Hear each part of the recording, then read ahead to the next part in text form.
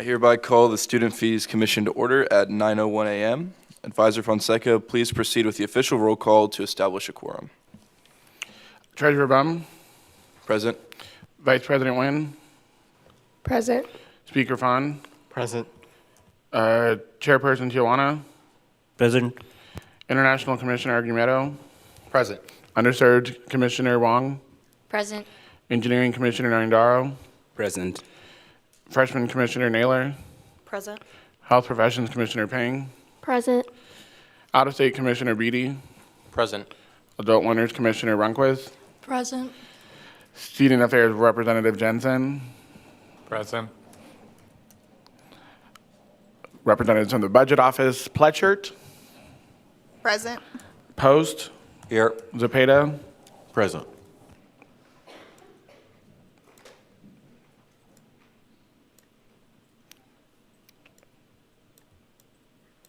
There are 16 members present. 10 of those are voting. Simple majority will be 6.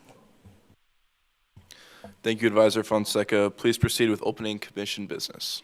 All right. Hello, everybody. Welcome back to day 2. Just a couple of things as we get started for today. Today's a little bit longer, as you'll be hearing several different areas.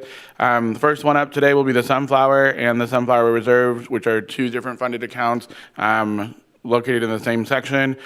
We have a new request this year with the NISS Student Digital Toolbox. We'll be after that. Campus Recreation, the Ulrich Museum, which is the EOF account for this morning, Hope Services, and then you'll have a break today. It is only from 12 to 2. There's no Student Town Hall today, so you're good. And then we'll come back this afternoon with the Hala Scholarship, Fine Arts Programming, Student Health Services, Esports, and their EOF account, and then we'll wrap up the day with the Radigan Student Center. So that is the schedule for today. Just a couple other things as a reminder, when we're in recess or in other moments, please make sure that we are continuing to adhere to the Campus Open Meetings Act. So we're not making sure you are together with more than 5 people, not talking about things, specifically business-related things over the group chat, including text messages, things like that, so we can make sure that the integrity of this process goes without a problem. And then just other reminders, as you hear budgets today, you have additional questions, please make sure you drop those in the group me towards the end of the day today. I will send those questions out and then get those answers and then put them inside the teams from there. But it should be, I think that's pretty much all for that point, but just do keep that in mind. And then for the ones that were asked yesterday, I sent those out already. We're just waiting to get those responses. And then I'll just download those emails and then put them into the team so that you can see that as well. Are there any questions from yesterday or today that folks have that need some clarifying? Yeah. You told me to remind you about policy writing. Yeah, so there was a question made yesterday about how the commission can submit recommendations to the Senate about policies that they want to implement for some of these budget line items. So a couple years ago, this group didn't have the ability to submit what we're calling today policy writers that tie to budgets. Mostly those were set if they were anything from the Senate. That has since changed, and now this group has the ability to establish policy writers to things. So for example, I'll just pick on student government because that's a good example to use. Let's say this commission said that they wanted SGA to ensure that they weren't spending money on something, whatever this something is. You can't renovate the office with the money. Let's just say it's an example. Keep in mind, we won't actually do that. That's just an example. This group can attempt to apply that policy to their budget. This group will have to ultimately approve that, and then it will go to the Senate for the Senate to either say yes or no to that specific thing. If the Senate passes it, then that entity can't spend money on that particular thing. Or a good example, a couple years ago, this group, with the Senate's blessing, passed an increase for all student positions to be paid at $10 an hour. So it was approved by this group, went to the Senate for a final vote, and then ultimately that is what every budget area had to do to comply with that policy. So that's an example of there are things that as you hear through this week that you're like, I really want them to not do this, or I want them to work on doing this or something related to that. I'm happy to sit down with you to talk to you about how that process works if you have something specific. All that will come up through deliberations and not necessarily through this week or through the next 2 days during these presentations. So that's a great reminder. Thank you for that. So if you have questions about that, I'm happy to take those now, or I'm happy to answer those whenever they come up. Cool. Okay. And then just the last thing, I know we talked about this during the training process, but just a reminder, this group, as the commissioners, you are bound by the ethics policy of the student government, and that can be interpreted in a variety of different ways. But the one thing that I think has kind of been standard in this process, if you directly benefit from funding of one of these areas, let's say you received a scholarship or from one of the scholarship areas, or you're employed by one of those departments, I would encourage you during deliberations on Thursday, and I'll bring it up again at that point, that you don't participate in that process. The ethics policy is designed for you to make your own self-choice about that, but then do keep in mind that if someone calls it out in the Senate or someone calls it out in other spaces, it can disrupt the entire process and could potentially result in us having to do it again. So do keep that in mind as you are maneuvering through these. I think it's fine to ask questions during the budget process because I think that's an appropriate thing because those are just questions. But during the deliberation itself and debate itself, I would probably encourage you not to vote and not to participate in debate so that it can't be perceived that you are self-benefiting yourself through this process. Also, do keep in mind that for those who graduate and you won't be here to reap those benefits, it's also, again, like if you are currently an employee but you graduate this year, this money won't impact you at all next year because you won't be here. So just do keep that in mind. Do keep that in mind as we jump into that process on Thursday. But great question. Other questions that I can help answer or things that folks need clarification on? Everybody's good? Okay. Then that is all that I have for right now. All right, thank you so much. We'll now move into Section 3, Public Forum. Public forum provides a chance for individuals to have the privilege of speaking before the commission, limited to 3 minutes only. This is a time for the commission to listen to what the community has to say, and to that we offer our undivided respect and attention. I'd like to remind everyone that, though we allow the speakers a privilege to use this platform, the opinions of the speakers do not reflect the opinions of the association. Advisor Fonseca, has anyone requested to speak during public forum? No. Advisor Fonseca, we are ready to move on.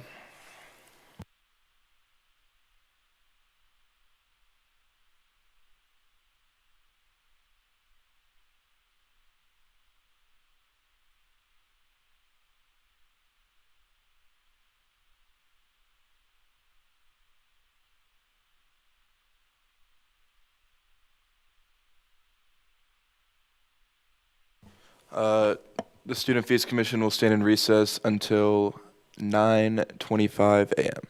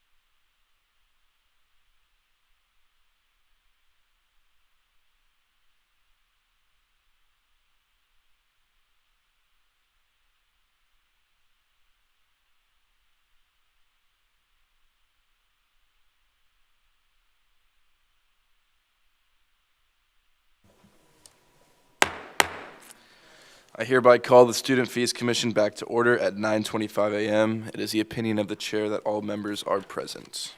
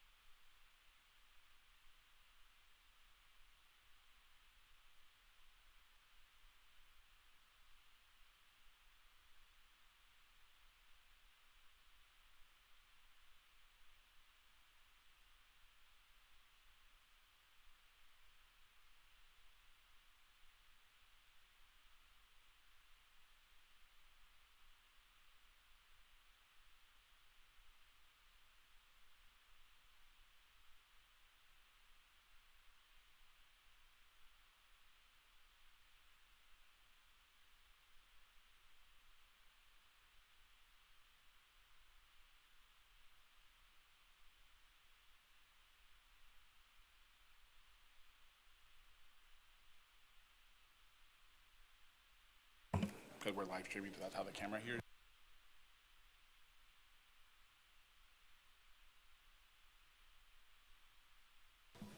Advisor Fonseca, please call the entity. The next group is the Sunflower and the Sunflower Reserve.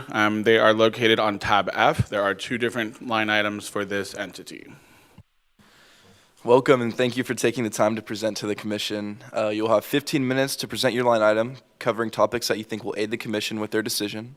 Following that, we will have a question and answer period. We will begin with introductions from the commission. Hello, my name is Amy Nguyen, and I serve as the Student Body Vice President and also the Vice Chair.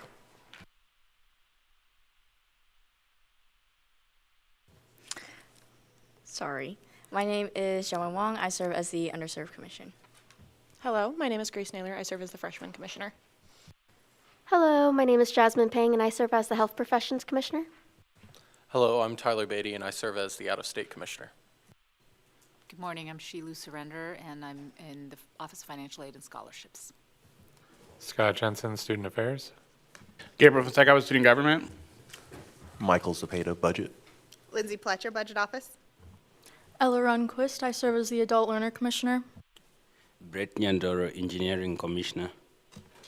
Guillermo Agomedo, International Commissioner. Abdullah Dewana, Government Oversight Chair. Matthew Fon, Speaker of the Student Senate. I'm Luke Baum, and I'm the Student Body Treasurer and the Chair. And you're more than welcome to start whenever you're ready. All right. Hi, guys. Good morning. I hope you all are doing well. I'm Talia Nguyen. I'm the Editor-in-Chief of The Sunflower, Wichita State's independent student news source. So, yeah, thanks for having us, but I'll just get right into it. So, The Sunflower is actually the oldest student organization on campus, which is cool, pretty cool to be a part of. We've been here for 130 years in January. Our first edition published in January 1896, just 4 months after the university formed. So we've been dedicated to covering campus since then. And I will just read out the Sunflower's mission for you guys because I think it's important. It's stayed the same essentially throughout the years. But the Sunflower, both in print and online, will be a timely resource of information about the Wichita State University community. It will report on news, issues, activities, academics, and athletics, in addition to offering a forum for discussion, reviews, and commentary. It will also be an effective learning experience for students who will have the final authority over what is published. So the first part of our mission is serving the campus community. We've been dedicated to being the voice of students. Our main audience at Wichita State is the students, so we're all students who are working to serve our audience, and since we are part of it, we're able to understand the needs, the issues, the things that students care about, and the things that they're involved with and that will impact them, which enhances our reporting. And an important note is that we do reporting of what happens at Wichita State University. We're not here to do PR. We're not here to make anyone look bad. We're not here to make people look good. We're just here to tell the truth about what's happening and seek it out and report on it. And another main service that we do, we serve another main service that we give Wichita State is being a historical record of campus news and student life. So people often say that journalism is the rough draft of history, and I really do believe in that. And we have archives dating back that kind of cover things on campus that maybe people wouldn't know about if we didn't exist, because we're the only news organization dedicated to just covering Wichita State news. And another main service we bring to the community is holding power to account. And this is something that is a part of journalism just in general, is being a watchdog of the community and making sure that people in power are not abusing this. And this can be seen in our coverage of University President Rick Muma last year with the plagiarism allegations. That's definitely not something that the university want to talk about, but it's something that's important to students that they need to know about. So that's something that we had to report on. A judge from the Kansas Collegiate Media Contest said that our coverage of the plagiarism allegations showed significant strength and a sense of purpose over fear, which is always the goal with that kind of coverage. And just kind of to our platforms, I can go to the next slide. So we have our print paper, obviously, that publishes every Tuesday. A change from last year, we shifted it earlier in the week to better meet the needs of students when the most people are on campus. And then we publish to our website multiple times a day. That's where our news hits first, and then we post to social media. Instagram is a big focus, obviously, because that's where a lot of students are at. So we make a lot of efforts to, make things visually appealing to people. And then we post every story that goes on our website on Facebook and Twitter, just to get teasers out there. And then we have an email newsletter that comes out on Thursdays as well. The other main part of our mission is the applied learning experience we give to students. We have 40 to 50 students per year who want to work for the Sunflower, and these come from across campus. We have obviously communication majors, but we also have people from engineering, from computer science, from fine arts, different parts of campus that enhances our reporting and our ability to cover campus life. And those students do every part of the process to make our publication work. So they do the writing, the editing, the researching, the interviewing, the photo, the video, the design, and then planning and collaborating and meeting deadlines. It's all done by students who are paid. And we're actually one of the largest newsrooms in the city, which is also enhances our coverage and helps us fill in some holes. But we're also nationally recognized. The Sunflower, it can be kind of weird to go to places like DC and California and people know who you are based on the name of your publication, but it's true. When people from the Sunflower go to national conferences, we are recognized. And that's because we do good work, and that's shown in our awards. We've won the National Newspaper Pacemaker for the past 5 years. There's only 2 other college newspapers in the country that have a 5-year streak, which is pretty impressive. A pacemaker is essentially the largest honor that a student news organization can have. It's kind of like the Pulitzer of collegiate journalism, so it's a big honor to have. And we were also recently invited to an Associated Press pilot program. We were selected as one of 50 newsrooms in the country to be a part of this, and I'm excited for the partnership because it will allow us to enhance our reporting and also provides opportunities for students to collaborate with, a big newsroom at a national level. And our advisor and editors are often invited as speakers to our national conventions and workshops, which I think shows the quality of people that we work with. And then I wanted to point out our multi-platform pacemaker. We've won this for the past 3 years, and this one looks at all of our different products. And 11 total were awarded last year, and if you can see the other colleges that we're in the same cohort of, they're big colleges. We're up there with UCLA, with UNC, and it shows that we, at the national level, punch above our weight class and, demonstrate that, just because we're from Kansas, just because we're from like a state school, we can still do quality work and good journalism. And then we're also leaders in the state. So last year we won the All Kansas Print and Digital Awards, beating out K-State and KU, which is always fun to do. And then every year, a panel of professionals selects a Kansas Collegiate Journalist of the Year. In the last 10 years, 7 out of 10 of those have been from the Sunflower, which is also pretty impressive to say, including our last 2 editor-in-chiefs. And then to close kind of my portion, we met every goal we set last fees request. And that includes carrying out our mission of student serving campus, which is something that's always at the forefront of our mind. Making sure every student has opportunities for professional development outside of the newsroom. And increasing our followers on Instagram and our newsletter subscribers. And we set goals and we hit those above and beyond, especially in the newsletter realm. This time around, our mission-driven goals are pretty similar, but we hope to increase our use of audio and video and multimedia reporting in general to better reach our audience and engage with them, and then explore fundraising and revenue-generating opportunities in the future. So yeah, but I'll switch it over to Amy. Thank you, guys. Hi, I'm Amy DeVault, and I'm the faculty advisor for the Sunflower Student News Organization. I'm going to jump into our budget and our fees request and try to break some of that down for you. Before we start, I do want to point out, because I think not everyone is familiar with this, but the Sunflower is under a group, an organization that's called the Wichita State University Student Publications Board. And that board operates under the authority of the university president. He's the one who signs off on the bylaws for that organization. And that organization, one of their primary missions is to oversee the budget for the Sunflower, because the board was formed because they do receive a significant amount of student fees, and that is historically true. The university established this board to help oversee and make sure those funds were being used appropriately, partly so that it wasn't certain faculty members, a group of faculty members, or SGA proper managing the minutia of the budget, because that wouldn't be appropriate with the nature of a student newspaper. So just wanted to throw that out there. So the board has approved for next year a budget of $197,000, and so $185,000 of that is what we are requesting from student fees.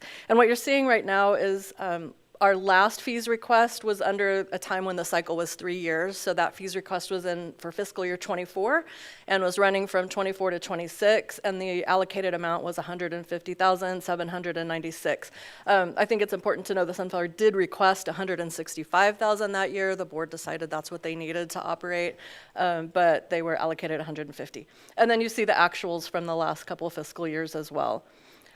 Also, just want to point out, because we're not talking a lot about it, but you do have the $4,738 request for what's called the Sunflower Reserves. That really is the Sunflower's technology account, and there's been a historical agreement that we let that grow over 5 or 6 years until we have enough to refresh the computers in the newsroom. So that's the reason for that. We did trim by 7% what we're asking in that for that fund for next year. So here's the breakdown of that $197,000 budget that has been approved. The main thing I want to point out is that 71% of that, $140,000, goes absolutely directly to paying students for their work. As Talia mentioned, that's everything from designing and photographing and writing, the editors, the section editors, the editor-in-chief, the ad manager, down to the person who delivers the paper on Tuesday mornings. So 71%. The next largest chunk is, I think, about 12%, the $23,000. That is for professional development and travel. That covers memberships to state and national organizations, as well as registration fees to go to the conferences at the state and national level, and then the travel that it takes to get to those places. It also does include the travel for any reporting. Our sports reporters on occasion do go out of town and out of state to cover, and sometimes the news reporters do the same. The next chunk, publishing, $19,000, that covers all of our publishing, including print and web. So the cost to have the newspaper printed, the cost to host our website. MailChimp is the software we use to send out the weekly email newsletter, and then Google Suite, which takes care of some storage, as well as the Sunflower's sunflower.com email addresses. The next one is general operations. That's just our office things, the copier, printer, paper, envelopes, postage, phone lines that we still have, et cetera. And then business and accounting, that's contract labor that we pay to an administrative assistant in the Elliott School to do some of the university paperwork and helping process the students' pay through the university and those types of things. On the revenue side, it's a pretty simple breakdown. For the next 2 years, we're asking that $185,000 be covered in student fees and $12,000 that would be program generated, mostly through advertising still. But as Talia has already mentioned, we are absolutely starting to experiment with grant writing and fundraising. We don't feel, because we've just started those efforts, we don't feel confident in listing a number that we think we can get to for next year. But we do hope the next time we're in the same position, we're able to say, we've started fundraising from our alumni, and we have successfully written a couple grants to help us be sustainable in the future. I think it's interesting for you all to see a historical snapshot. I'm not sure how much data you have going back, but this chart, if you look down the middle, that's the student fees allocations from fiscal year 10 to fiscal year 25. And the main thing you'll notice is that it is a downward trend. So there has been less revenue coming in from student fees over that time period. And then if you look at expenses, as you would expect, those have come down too. So the Sunflower has done a lot to try to trim expenses, mostly out of necessity, but some of it was necessary too. How we've trimmed expenses, I would say these are over the past, well, the first one is 2015, so that's been about 11 years. The Sunflower cut from 3 printed issues per week to 2, and then during the pandemic cut to 1 printed issue per week, and that's where they have stayed since then. They eliminated a half-time professional business manager position, and that saved about $26,000 a year. That person did the university paperwork, filed invoices, sent invoices to advertising clients, and that work has just been spread across the advisor, the editor-in-chief, the ad manager, and then the contract labor that I mentioned before. We ended a contract with a high-end client service systems database, and we set one up on our own. That was a database that was for all of our advertising clients. It kicked out the invoices and did all of those things, so we just set that up on our own. That was a savings of about $6,000 a year. And then we had more phone lines than we needed. We trimmed those. We trimmed some of our Ethernet ports because we're paying that monthly bill. Those are just some of the bigger ways. We've done lots of small things, being very careful when we travel, making sure we choose less expensive hotels whenever we can, when that's an option. So finally, why the increase in student fee request? I think the best place for you all to look is the back of the handout that you just received. It breaks that down into 4 categories. So the first one on that handout is growth in products. They are doing more. They are publishing in more places and more platforms. They are writing more stories, publishing more stories. I don't have this year's number, because we usually figure this from a July to a July, but the last time we figured it, they had published 1,300 stories in a year. That's a lot of stories. That's a lot of writing and a lot of photographs, a lot of editing. So they are just simply doing more, and there's more that they want to do. They have said no to some things like their podcast that they had started last year. They pulled back on that. They are not doing some of the video and multimedia work that they want because there's not the funding right now to pay leadership in those areas. We can't afford a multimedia editor, can't afford a podcast editor right now, and those are choices that the editor has to make, where they're gonna put that money. So just the growth in products. Number 2 is the growth in the number of students directly involved in the Sunflower. People want to work for the Sunflower, and that's a great thing. I think that's for many reasons. We send our students out to high schools to talk to students. They speak at national conventions. When we have high schoolers here on campus for a conference, the Sunflower people come in and talk with them, and all of that helps recruiting. People want to work for us, and that is great. So if you look at the little bar chart there, it shows you the growth in staffs from 2017 to 2026. I'm sorry, your time is up. Okay. Thank you so much for presenting. I'll now open up the question period. I'd like to start off with one. So I've noted that you state that advertising is no longer a suitable model for gaining revenue for your news organization. Looking at your kind of finance snapshot from the past couple years, I see in 25 you gained around $12,000 in ad revenue. For 2026, it was around $22,000. And then for this year, you're expecting around $12,000 again. Could you kind of explain the variance there and kind of how you come up with those numbers? You're looking at what the budget says that the Sunflower is going to bring in for 2026. We're still in fiscal year 2026. That we have estimated at this point that that's going to be closer to 12. So they won't hit the 22,000 for fiscal year 2026. And that's what was considered when they looked at the budget for next year. Commissioner Argumento. Thank you for coming in today. Appreciate the Sunflower and all of the things they do. As a big fan of the Sunflower, I just kind of want to talk about Goal 3 talks about wanting to increase your online presence. And it's like kind of scattered throughout this presentation that, your online presence is growing and you want to continue to grow that. My thing is, since newspapers are just kind of like, it's not a reliable source of funding anymore, and you're starting to focus more online, wouldn't it allow you, on a financial point, to kind of cease operations of the newspaper and more focus your finances on other ventures, such as increasing your online, maybe increasing your focusing on your podcast and travel? I'm just trying to see if it's a more viable option for you to just not use the newspaper, like a physical newspaper. Yeah. Yeah, I totally understand that concern. I think there is still a lot of value in a print newspaper, and I have a few different ways that I think I can see that through. I mean, one, there is still an audience for our print paper, and that might not be primarily in students, but there's still faculty, staff, community members. We've started delivering across the city to like the libraries, a bunch of coffee shops, the Spice Merchant, Watermark Books, things like that. People where, people around the community frequent and will see us and, be reminded, okay, we exist, there's a newspaper, there's someone covering Wichita State, and Wichita State's, an important part of the community.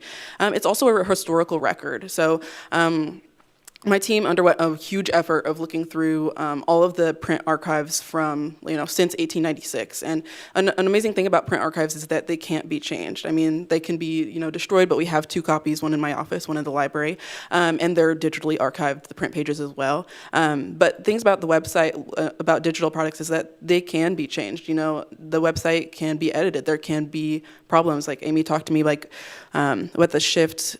When we shifted our website hosting platform, we lost a lot of the data that is important to records, like who wrote the stories, all the metadata. Some of that got lost, but that doesn't happen with print papers. They are tangible and they exist. And the historical record part of it, I think, is very important.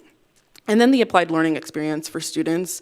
It takes a lot of effort and planning to create a print newspaper, and they learn how to design, how to meet deadlines, how to, present information in different mediums, which is important to, it can be translated to multiple different fields. Because if you work in journalism and communication, you're going to be expected to know how to do, you're going to be expected to know how to do everything and need to do everything. And I think the applied learning experience and the value of it to a historical sense and to the wider community is a big reason why we still print. Thank you. I had another question regarding your kind of financial snapshot. So for 2026, it says you gained around $75,000 in miscellaneous income. For 2027, you don't have anything listed there. Could you dive into a little bit where those funds are coming from? I sort of wish our fiscal control advisor were here, Jana McKeck. That is a pass-through account. It's that's the easiest way I can explain it. I don't even fully understand it, but for some reason, our contract labor for the students can't go straight from the account that we have out to paying them. So there is this pass-through account that goes through, and they have to drop $75,000 in there so that the money is there to pay the students out of. So it's money that's coming from our other account, if you will, but it shows up then in the financial records as income. But it's just our regular money. Commissioner Naylor. Hi.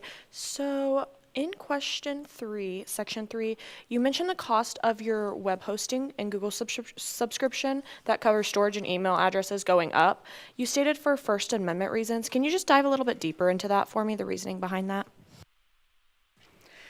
So the Sunflower is editorially independent, meaning I do not tell them what to publish. I do not tell them what not to publish. Same, SGA does not tell them what to publish or what not, university.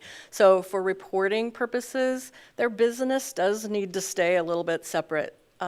Obviously, university emails are subject to open records and quora. Honestly, if you don't know, at any point, the university could look at any of our email addresses and that information. So that's why we like to keep some of that so that they have emails that they can do reporting business from that are not university emails. Does that help? Vice President Nguyen. Hello. I just had a quick clarifying question. So for the 25 to 30 students that are currently reporting, shooting photos, designing, and things like that, are they included in the 36,240 amount? Is that for all of them combined, or is that each individual? Yeah, that's all of it combined, Okay. all the individual stories. They're all paid basically like freelancers, so the number of stories they write, they get paid for those stories. Thank you. Speaker Fawn. Good morning. Thank you for coming in. My question is about the equipment reserves. So can you kind of go into a little bit more detail for me about your process of determining which technology needs to be replaced? I know you mentioned that there's a couple different computers that you're looking at replacing with that fund. I mean, I can talk to that a little bit. I mean, and Amy can probably talk about maybe the last time that there was a refresh in the newsroom. But aside from that, computers, that also involves camera equipment, lenses. These things can be a little expensive, but I mean, it's important that we have high quality, equipment, that like industry level equipment that people can use, because it translates to the quality of our work. And similar with computers, I mean, they just get old, and sometimes you need new ones to make sure that, because we run like heavy software like InDesign, that, it can slow down a computer if it's not prepared. Like I can't run it on my laptop. And some people don't have computers, and we have, some that are available to rent out to students. So it increases just accessibility and make sure that we can deliver our product well. And just to follow up on that, could you explain a little bit about the 7% decrease in the request this year, and then also how much you currently have in those reserves? I did not print out and bring that set of handouts with me. You all probably have that in your request. But the reason we asked for less, we do have, I want to say off the top of my head, it's around 18,000 that's in the reserve for that account right now. It would take about 26,000 probably to do a complete newsroom refresh of our desktop computers. So we are getting close, and we feel like we can go a couple more years before we do the refresh on those desktops. So our fiscal control advisor, we work very carefully with her, and she said, there is a concern about finances at the university, so let's just go ahead and ask for the 7% less there, because we believe we can manage with that. Advisor Fonseca.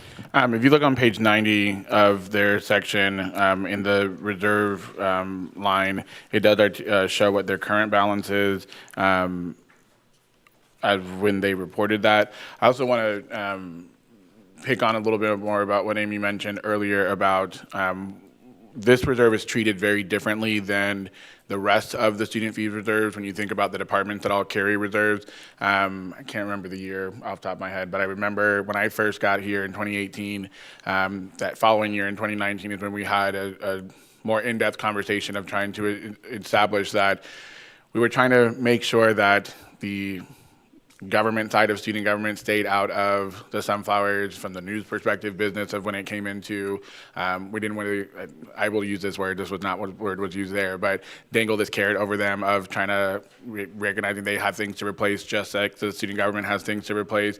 And so there was some intentionality in 2019 when we officially took some action in that of trying to, when we think about cash sweeps of other reserves, there was an intention of blocking the Sunflowers reserve account from the cash sweep issues that used to occur in 2019, so that we didn't have to get into the position of the government telling the news what to do, vice versa, in some of those aspects. And so that's why they maintain their reserve. While they use that language, I think it's also important to remember it's not the same as the rest of the reserves that we treat with the rest of the entities in this process. It does stay blocked out similarly to how student government stays blocked out with the process, because there are things that have to happen that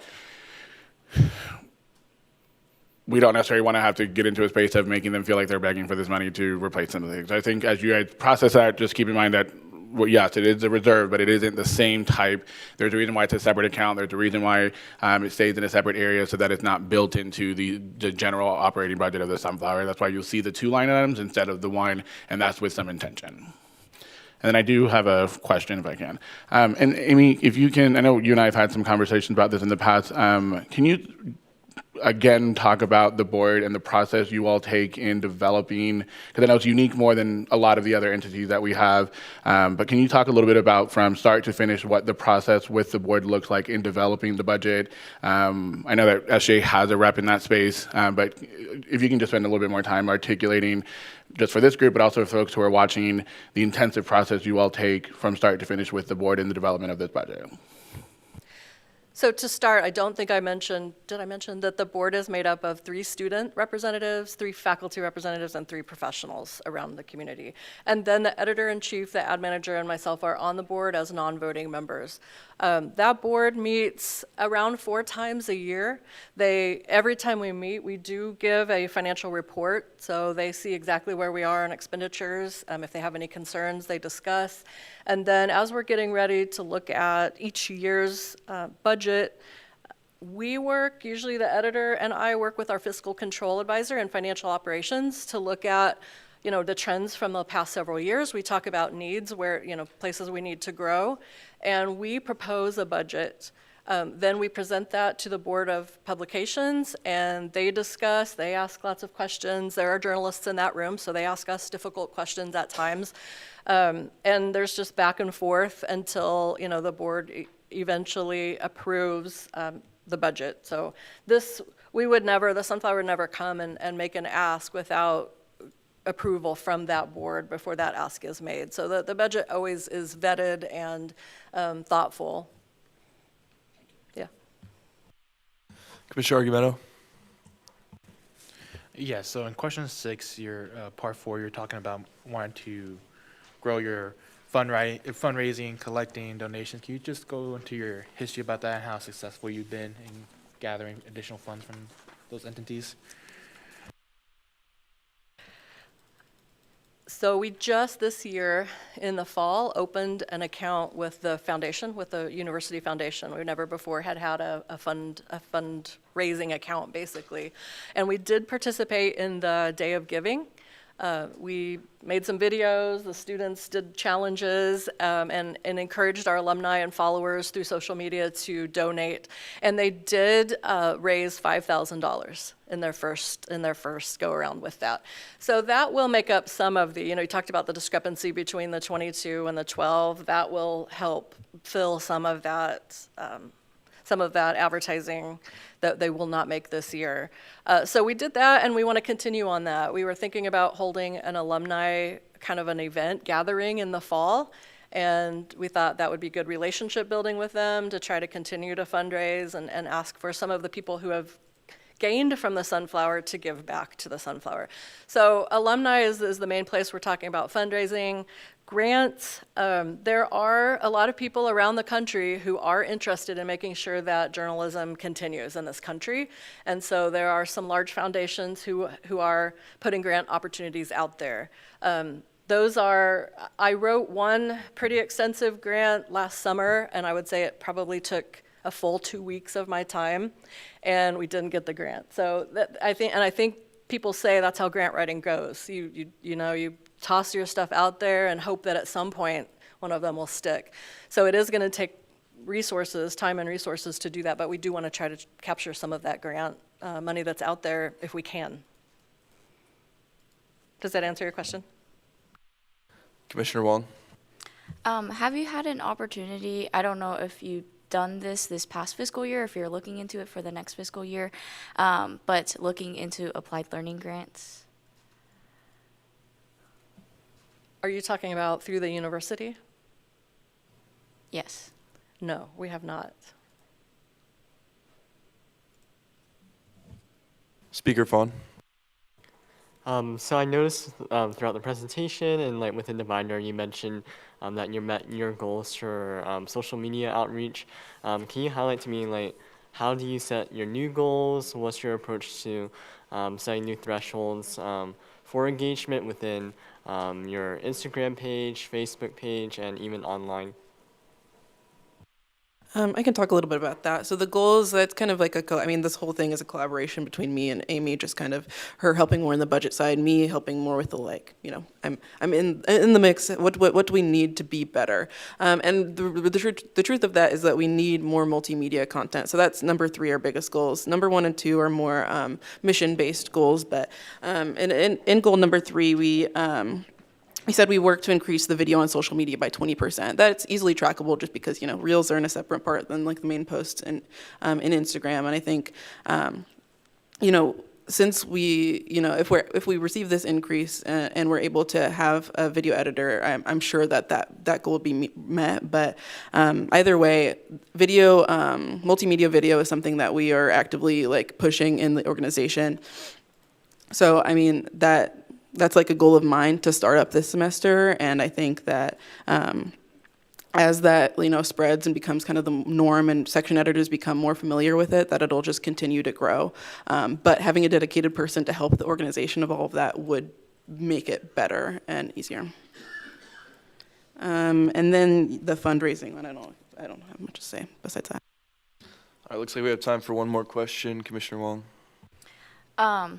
What would your ideal budget look like if you could complete all your projects, if you could staff every staff member you wanted? What would your ideal budget look like?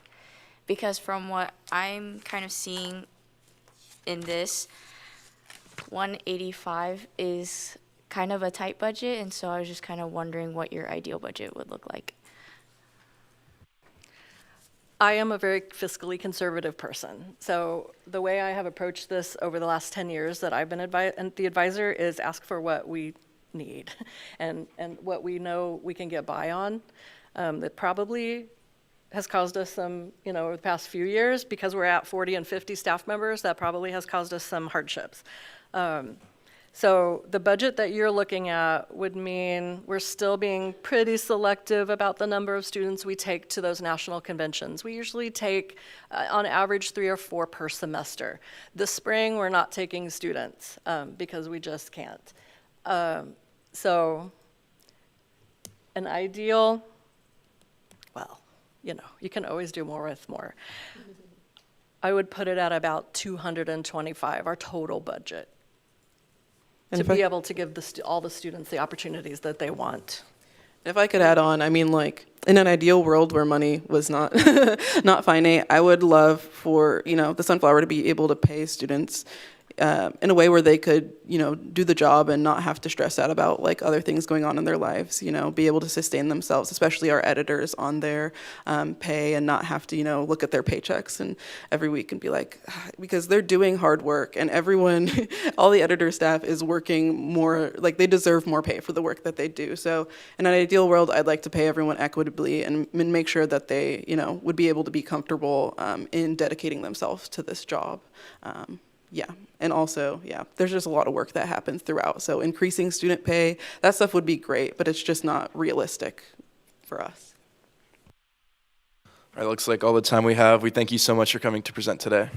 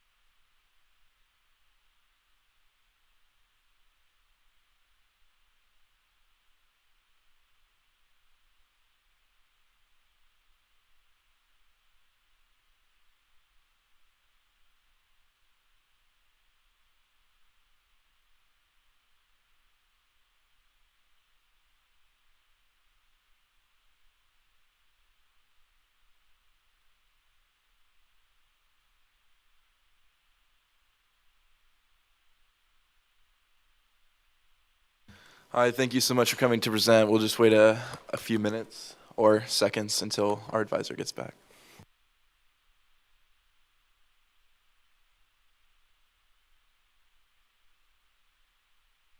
Advisor Fonseca, please call the entity. And the red light will come on.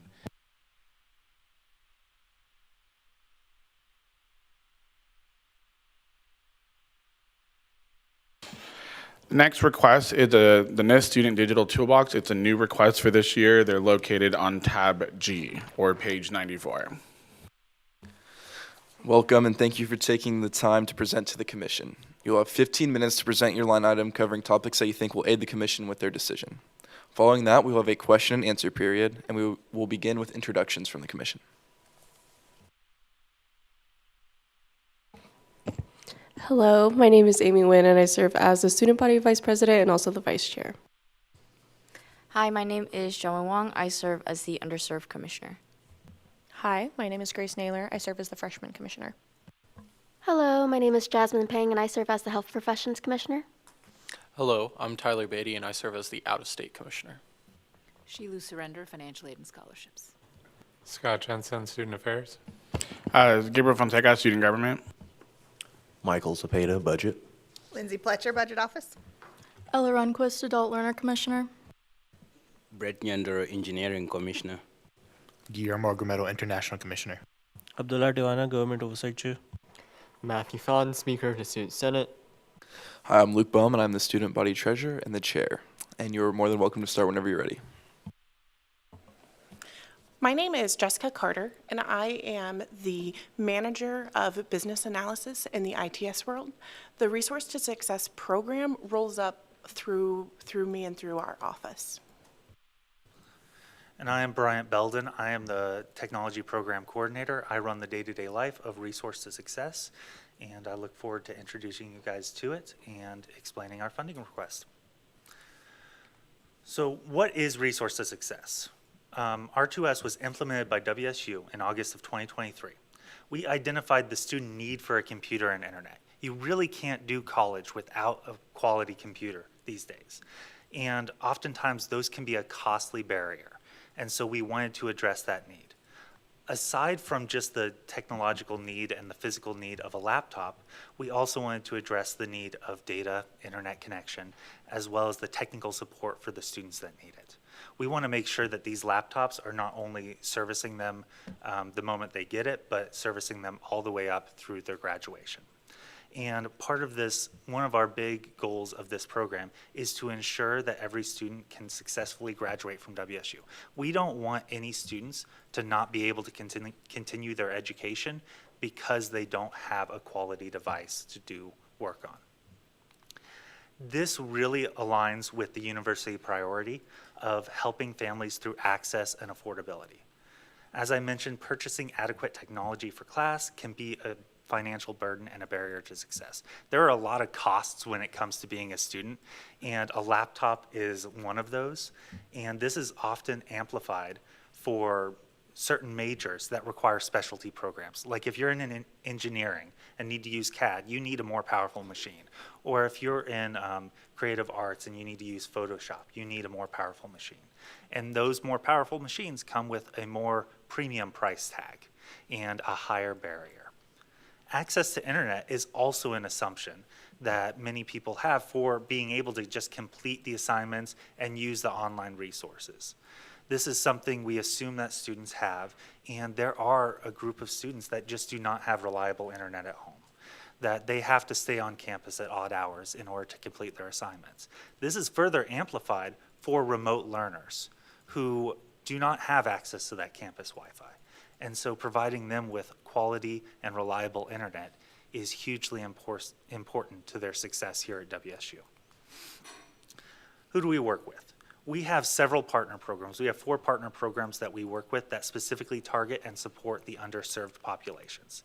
These programs that we started with are Shocker Promise, Passage to Success, the Teacher Apprentice Program, and the Office of Disability and Student Testing. These programs were selected because they already serve our target student demographic. And they also are high-touch programs. They provide a bunch of different layers of support for these students. And so our hope is that we can pair our technical support with all their additional support to give these students the greatest chance of success as possible. So the process of a student receiving a device from us starts with us providing criteria to our partner programs. So the criteria we currently have is the student has to be a first year. They've got to be financially qualified. This is FAFSA based, and we worked with the financial aid office to run this report and get this through. And then they have to be enrolled in a partner program.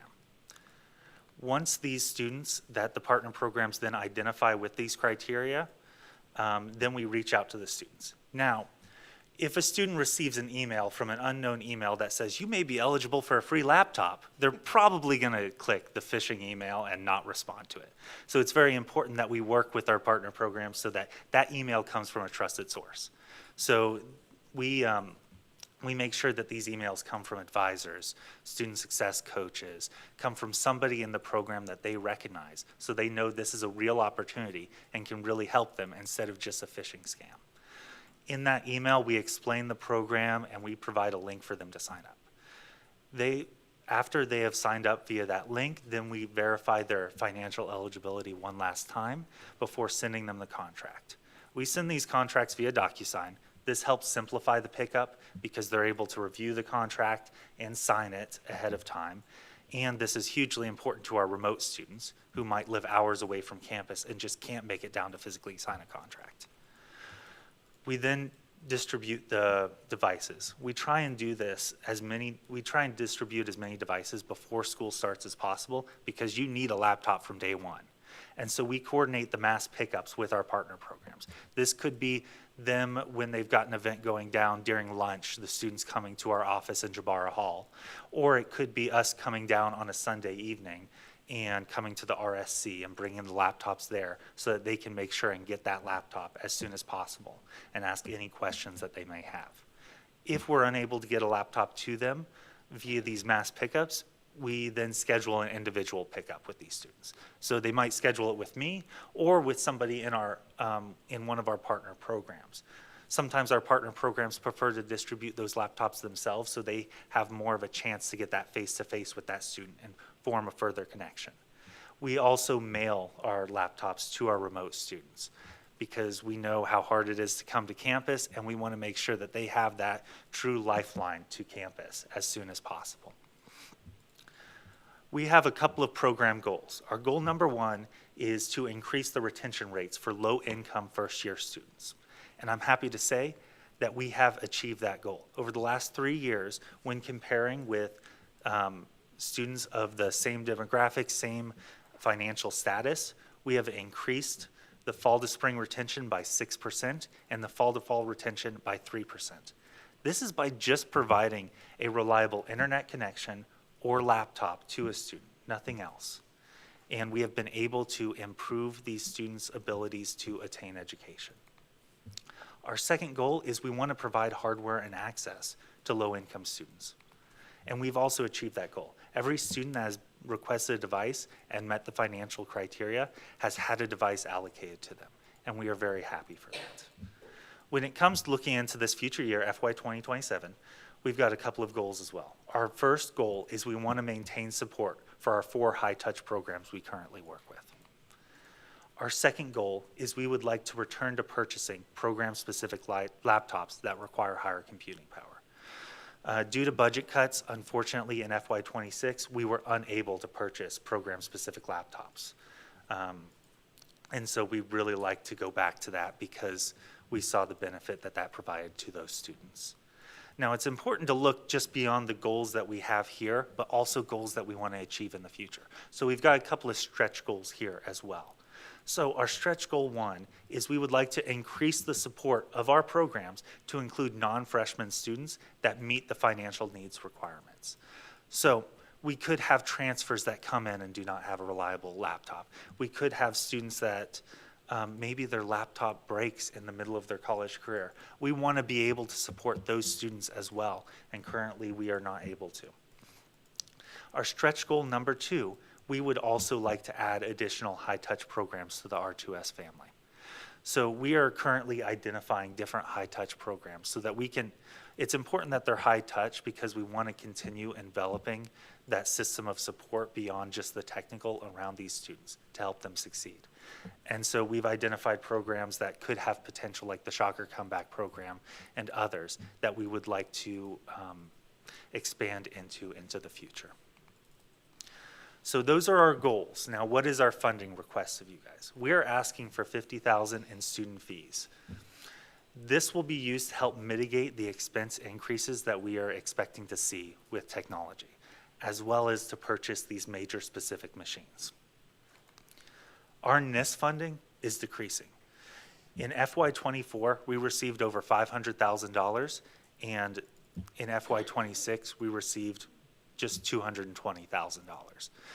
We saw our funding cut over in half since the beginning of our program. And some of the changes that we had to make due to our changes in funding was we were no longer able to provide data on the laptops that we provide to students. We found the workaround of being able to provide hotspots instead of a laptop to students who the data was the most important part. And so we were able to find that compromise for them. We were also unable to purchase major specific machines, and our staffing budget had to be reduced in 2026. Whereas in previous years, the staffing budget came entirely out of the grant. This last year, half of it had to come out of ITS itself. And the changes we foresee happening in FY26, after talking with a lot of our vendors and seeing their projections for pricing, they said that they expected from just January to July, they're expecting to see up to a 50% increase in laptop costs. And it will likely not stop there. We likely will see more increases throughout FY27. This will not only decrease the amount of laptops we are able to purchase with our budget, but it will also increase the need because students will suddenly have a higher barrier to entry to get a quality laptop. Now, I could tell you all about R2S, but I think it's really important to look at the actual student feedback that we have received from them. So this student at the top here says, I literally could not have done all of my assignments and gotten through any part of the TAP program without it. It is indispensable. This other student was talking about how they had a laptop, but it wasn't working for them anymore. It wasn't doing the quality things that they needed to, and they couldn't afford to buy a new one. And so us being able to provide them with a reliable laptop was a game changer for them. Another student says without a laptop, they would have had to stay on campus at odd hours of the day to complete their graphics assignments. And so by us providing a laptop to them, they were able to spend more time with their family and not have to stay on campus to have access to a device that was able to complete their assignments. These are just a few of the stories that we have received from these students, and we're very happy we've been able to impact these individuals in this way. And we are looking forward to seeing how we can impact more students in the future. What questions do you guys have for us? Thank you so much for presenting. I'll now open up the floor to any questions. Speaker Fawn. Good morning. Thank you so much for coming in. My question is about some of the conversations that were had for funding for other sources. So I know you mentioned that the funding that you received from the grant was cut in half this year. So I was kind of curious on what your conversations with some of the colleges look like, with the provost's office, and potentially exploring other avenues for funding related to this initiative. That's an excellent question and something that we are asking ourselves every day. We all know here at the university, budgets are of the utmost importance, and what does that look like? The nature of the NISS grant and what we've been doing, that's usually, we find out about that later in the year after this process. So our plan, should that go forward, is that we're going to continue to apply for that, but we recognize that may not even be something that happens this year. We've started conversations as well with the foundation to see what options or opportunities there may be for either someone to sponsor laptops or for there to be a fund that through the foundation that we could receive those through. As we're looking for ways to diversify, we're also open to any thoughts or ideas any of you may have for what that looks like. Honestly, that's how us applying for this came about, was looking at how we can continue to diversify that. Should there not be any funds that we receive or what that looks like, I don't want to think about that because we've seen the benefit of what this program does, but we recognize that could be the scenario that we're in. As ITS, we are prepared to continue to keep the technology coordinator role and as something that would potentially then be paid for completely out of the ITS funds to continue to support the individuals that are in the program, as well as leaning on the help desk for that. That would be, in my opinion, the absolute worst case, but we recognize with the budget cuts that may be something that we have to look at. So we've tried to prepare for what all of those are, but continuing to look at other avenues. I had another question. So in the past, you've provided students with both the laptop as well as data connections and everything. You said with some budget cuts and everything, it's kind of had to been a choice between the hardware or the network connections. With the increasing price of laptops as well as, uncertainty for funds, is this still something that you're thinking of where students will have the choice between either data connections or the laptop, or will the student fee funds from us be able to supplement both for those students? I think with the increase of laptop prices, we will likely still have them have that choice between the laptop and the data. Now, there might be rare exceptions that we can talk with our partner programs about, that if a student really needs both, we might be able to provide them with the hotspot and a laptop. But I think that would come as a as needed basis and an exception rather than a rule. Vice President Nguyen? So with your funding being cut in half, can you elaborate further on how many laptops you were able to purchase before the decrease and what that looks like now? And how many students did you have to turn away since the decrease? So thankfully, we've not had to turn away any student at this point in time.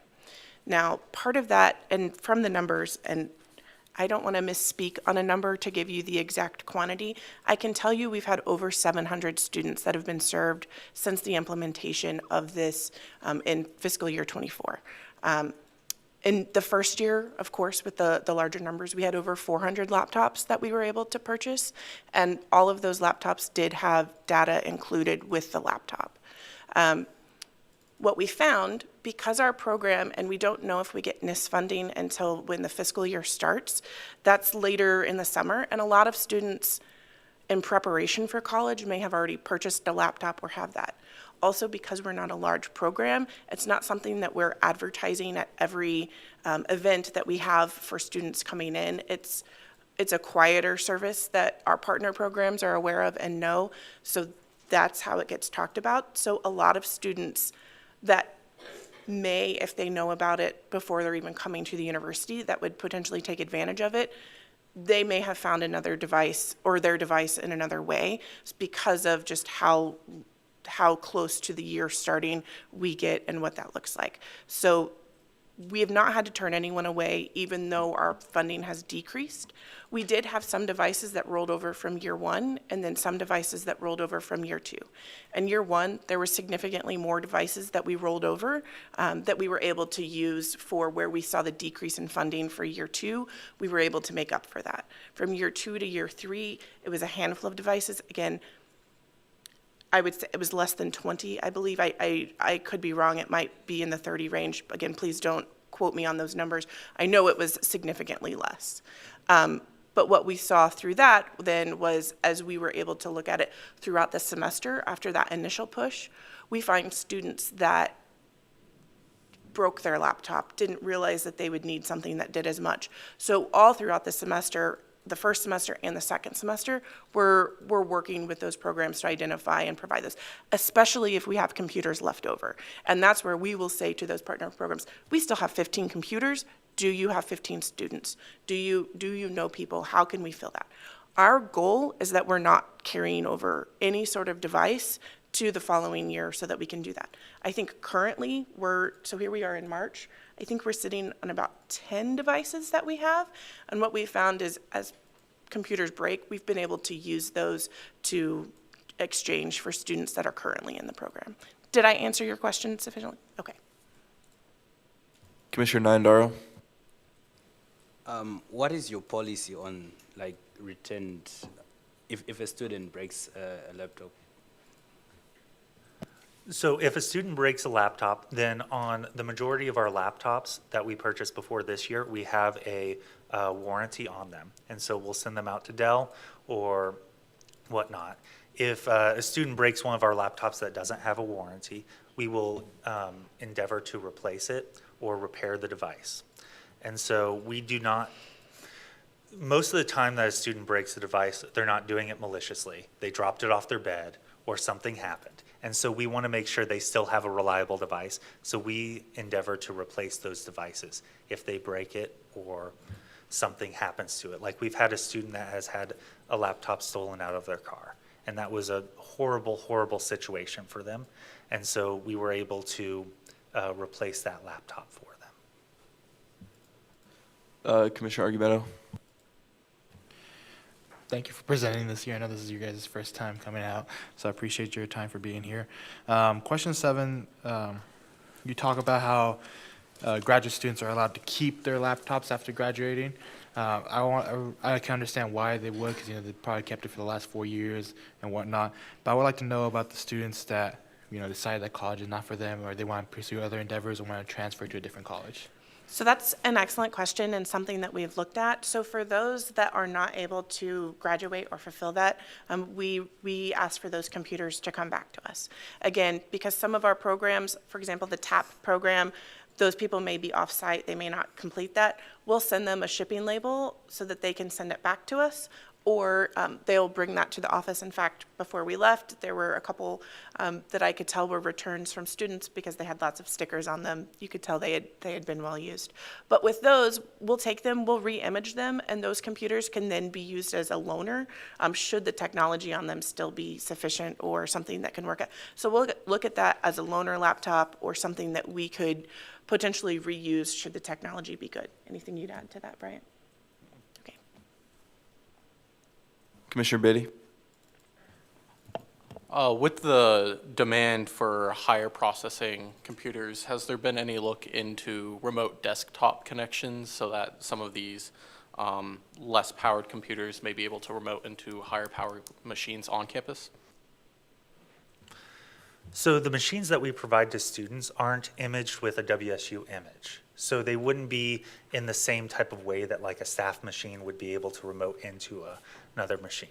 I think that would likely end up being potentially more costly than providing a laptop with a dedicated GPU. The idea that we're hoping to provide for these students that need those higher computing power is something that they can move about. Because I know in the library we've got some more engineering machines that they can use on a short-term basis and stuff like that. But we're wanting something that they can carry with them. I can look into that option and see if that is a viable option for us. But I think that's been one of the reasons we haven't quite pursued that. Commissioner Wong. For your future goal of wanting to purchase program-specific laptops, what is the process that your department takes to figure out how many laptops you need and, I guess, the specs of those two? So when it comes to determining how many laptops we need, we work closely with our partner programs. We meet with them at least once a month in order to discuss the program, how it's going, what they've seen from their students that want from it, and what their students are asking for. Each of our programs sends out, when they go for enrollment, they ask about students' interest in potentially receiving a laptop. And then we look at those students' declared majors when it comes closer to our time to order laptops. And we see, okay, how many students are in digital arts? How many students are in engineering? How many students are in XYZ program that has a specific need for that has device requirements in order to complete their coursework. And we really go based off of those students that are in that, and we order just enough, maybe a little bit more, maybe about 5% more laptops for like an engineering program than what we've seen interest in already, so that we can make sure that we meet the needs of those students that have expressed need and that we know are really interested in our program and qualify for our program. while having a little bit extra for those students that inevitably hear about us a little bit later and need a machine for that. Commissioner Nyandaro. Have you ever tried to reach out to the College of Engineering to request for some funds to buy high performance laptops? We've not specifically reached out to the College of Engineering at this point. Because we are working with the high-touch programs, we've stayed within the demographic of those 4 programs versus going to the colleges specifically for what that looks like. Again, we recognize from a funding source or from a funding request, there are other areas or other parts for where that money would need to be going. But it is something that we can add to our notes as a possibility to work specifically with the colleges. But because we're such a small grouping that we're working with those 4 high-touch programs, we haven't opened it up specifically to say everyone in the College of Engineering or everyone within the university. It's in those smaller areas. But thank you. I'll make sure we make note of that. Commissioner Naylor. Hi, yes. You discussed the physical distribution of laptops, and some of your remote students received laptops like via mail. Can you discuss like how much you're spending on shipping of these laptops? So when it comes to shipping the laptops, we of course do it out of the mailroom. We ship it USPS, and each laptop ships for roughly $20-25 because what we do is we send it USPS priority mail, and we send it with a insurance for it.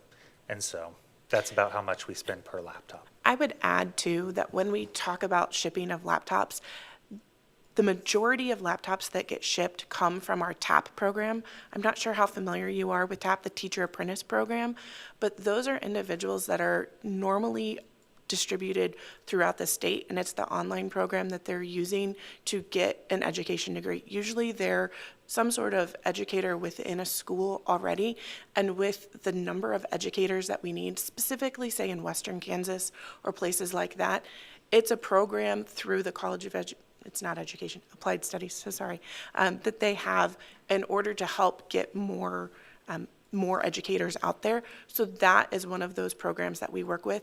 And I would say probably 95% of what we're shipping goes to teachers in the TAP program that are working for that. So the line item for overall shipping in last year's budget was a couple $1,000s that we were looking at. It wasn't extensive. So that's why we prioritize in-person pickup, and really the shipping is to support people in the TAP program. Not that we won't for the others, but that is where it really started for us.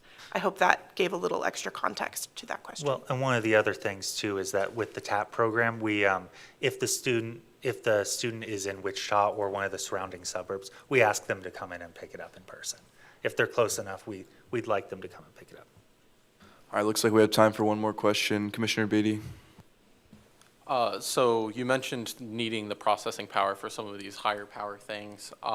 For programs like MATLAB or other engineering related programs, have you discussed maybe helping some of these students with paying for those programs as well, or is the financial burden on those students after receiving the laptops?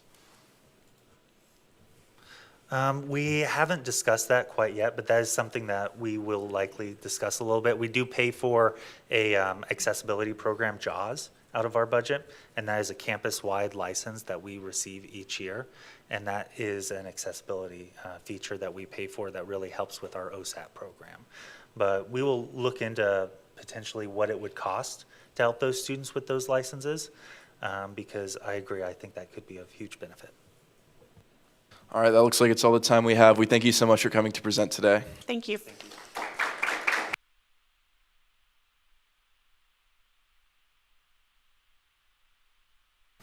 We will recess for 11 minutes. The commission will stand in recess until 10:45 a.m.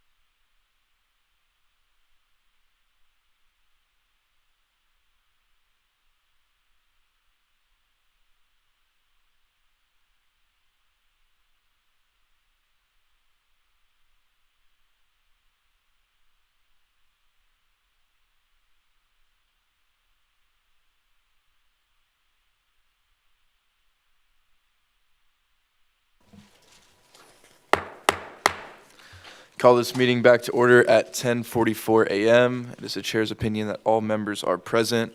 Advisor Fonseca, please call the entity. The next presentation is Campus Recreation. They're located on tab H.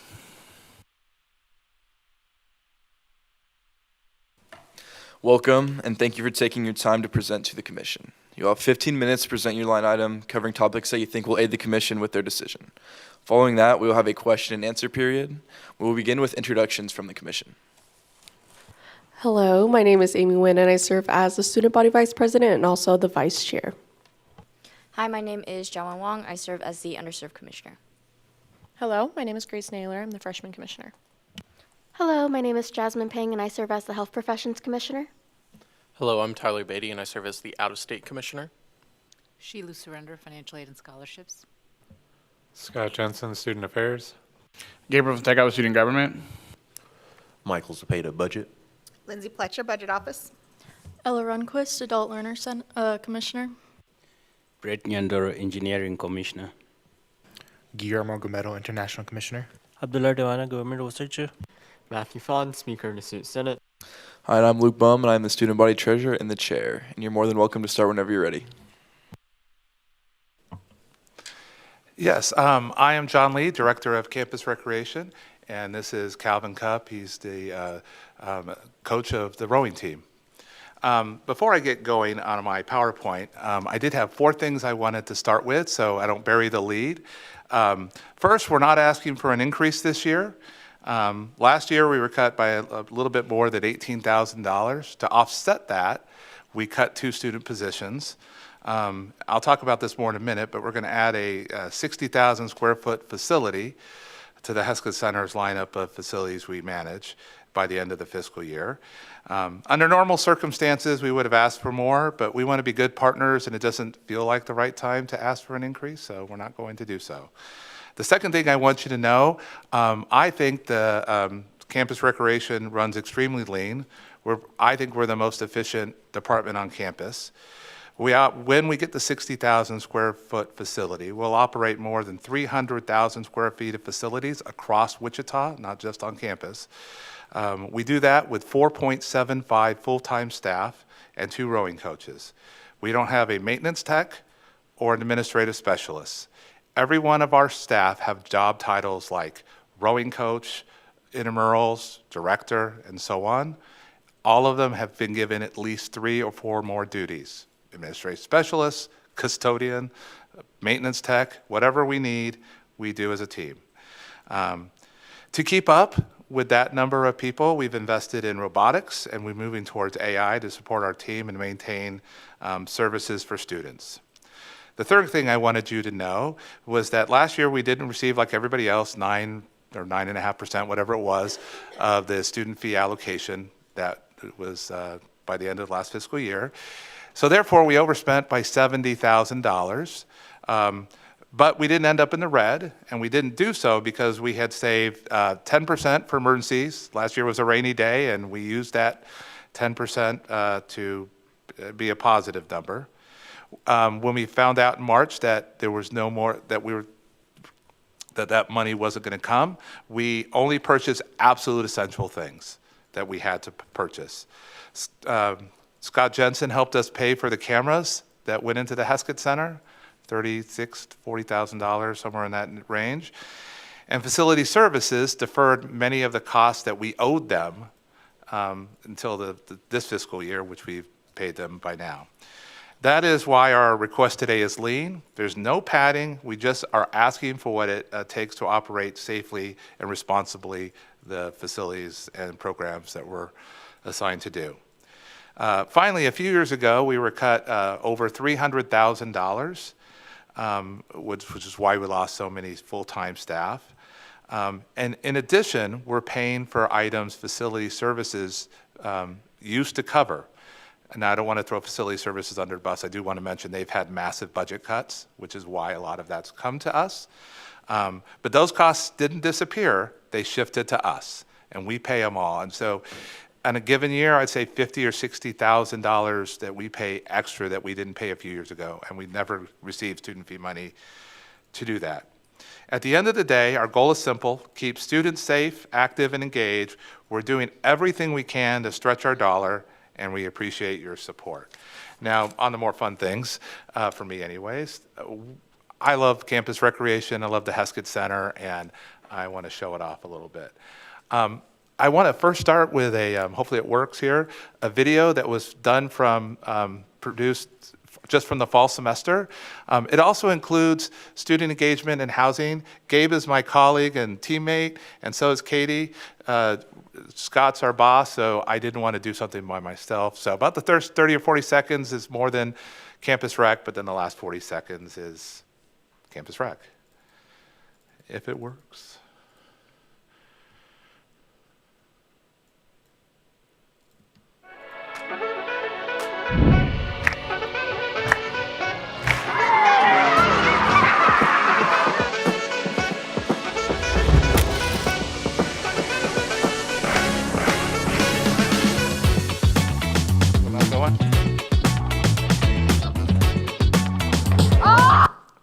Sorry.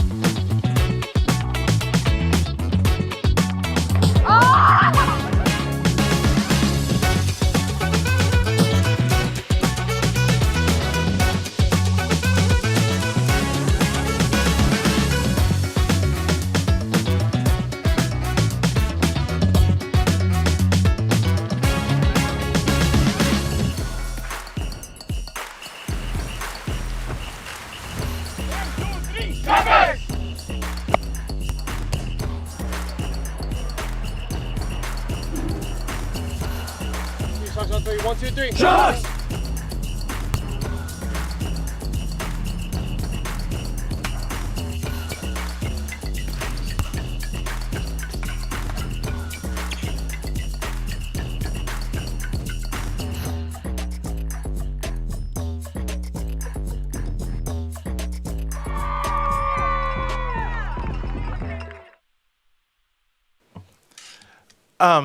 I wanted to show that video because in student affairs, we've had a saying for quite a while that we want to connect every student.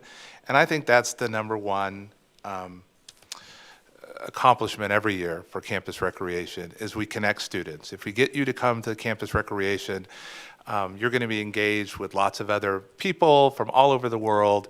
And I'm actually on a first gen council, and I was told by them that the reason why first gens often leave Wichita State is they get lonely because they haven't made a connection. So our goal, I think we had 1,400, slightly less, unique first gen students last year. Our goal is to get it closer to 2,000 over the next few years.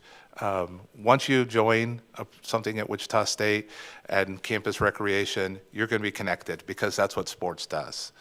So we do that through intramural sports, which we have over 7,000 participants annually.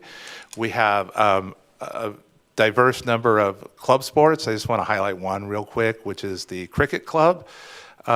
We work with the city of Wichita to get them a field. They won the championship over Oklahoma State this past year. There's over 100 students involved, and a lot of students who don't play cricket who just come watch. If anybody have ever been to a game, they last 8 hours, I think. But so it's a communal event every time they have a game at home, which is now just up the street. So so we do it through intramurals and clubs, and once you're involved in those, you're going to make connections. Another thing, this is kind of fun for me, that I wanted to share is our plan for us taking over this Coleman Sports Complex. The Division I athletic team is going to move up the road to a new center. This will not be this summer, but the following summer. And if you know me, I'm going to change it to make it more applicable to students in recreation at Wichita State. We'll have more yard games out there. Like I said, there's 60,000 square foot. On the far right, we'll have futsal. We've already done this before till the softball took it over, and it was immensely popular. We'll open it up 24 hours, 7 days a week, and people on campus always say there should be more to do. This will draw people, and why do I know that? Because it's already happened once, and we'll make it happen again. We'll have a basketball court and potentially more pickleball courts, and we're going to leave tennis. And there's even a building in the middle that we're going to utilize. So that's our goal moving forward, and this is another space we're going to have to operate, but I think it will be a big win for the students at Wichita State. I've mentioned facilities. I love the Heskett Center. I know it's old, but it's got so many different things you can do in it, which is why I like it. So many different groups use it, whether it's for dance, whether it's for badminton. We're the #1 place in all of Wichita to play badminton by far, or basketball or swimming. We also operate, like I mentioned, a boathouse downtown, the playfields, 3 of them out at the Metroplex, the pickleball courts by the Heskett Center. At Glendale Park, we operate the cricket field, which we get for free. So we have a lot of facilities to take care of, and a lot of facilities means there's a lot of diverse activities. Shocker Rowing.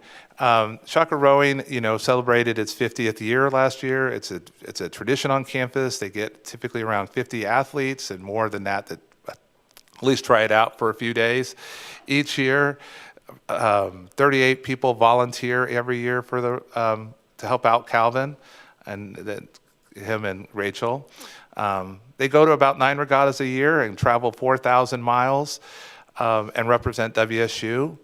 And by the way, they were the #1 on Founders Day that made the most money for a student organization. However I word that. So people who have graduated believe in the program, and we believe in rowing. We also, at the boathouse, we run a small business called Boats and Bikes, where students get applied learning opportunities, and they run a small business because we have to. We're told to activate the river, and by activating the river, the city and River Vista allows us to rent the boathouse for $1 a year. We make deals with our partners, and they're good for Wichita State and good for our students. Speaking of students, we have 126 student employees-ish each year. They represent 20 countries. They're a wonderful group of people, and we believe we're giving them lots of applied learning opportunities.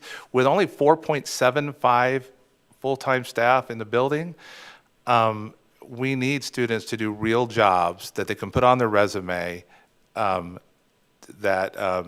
can apply to real world things.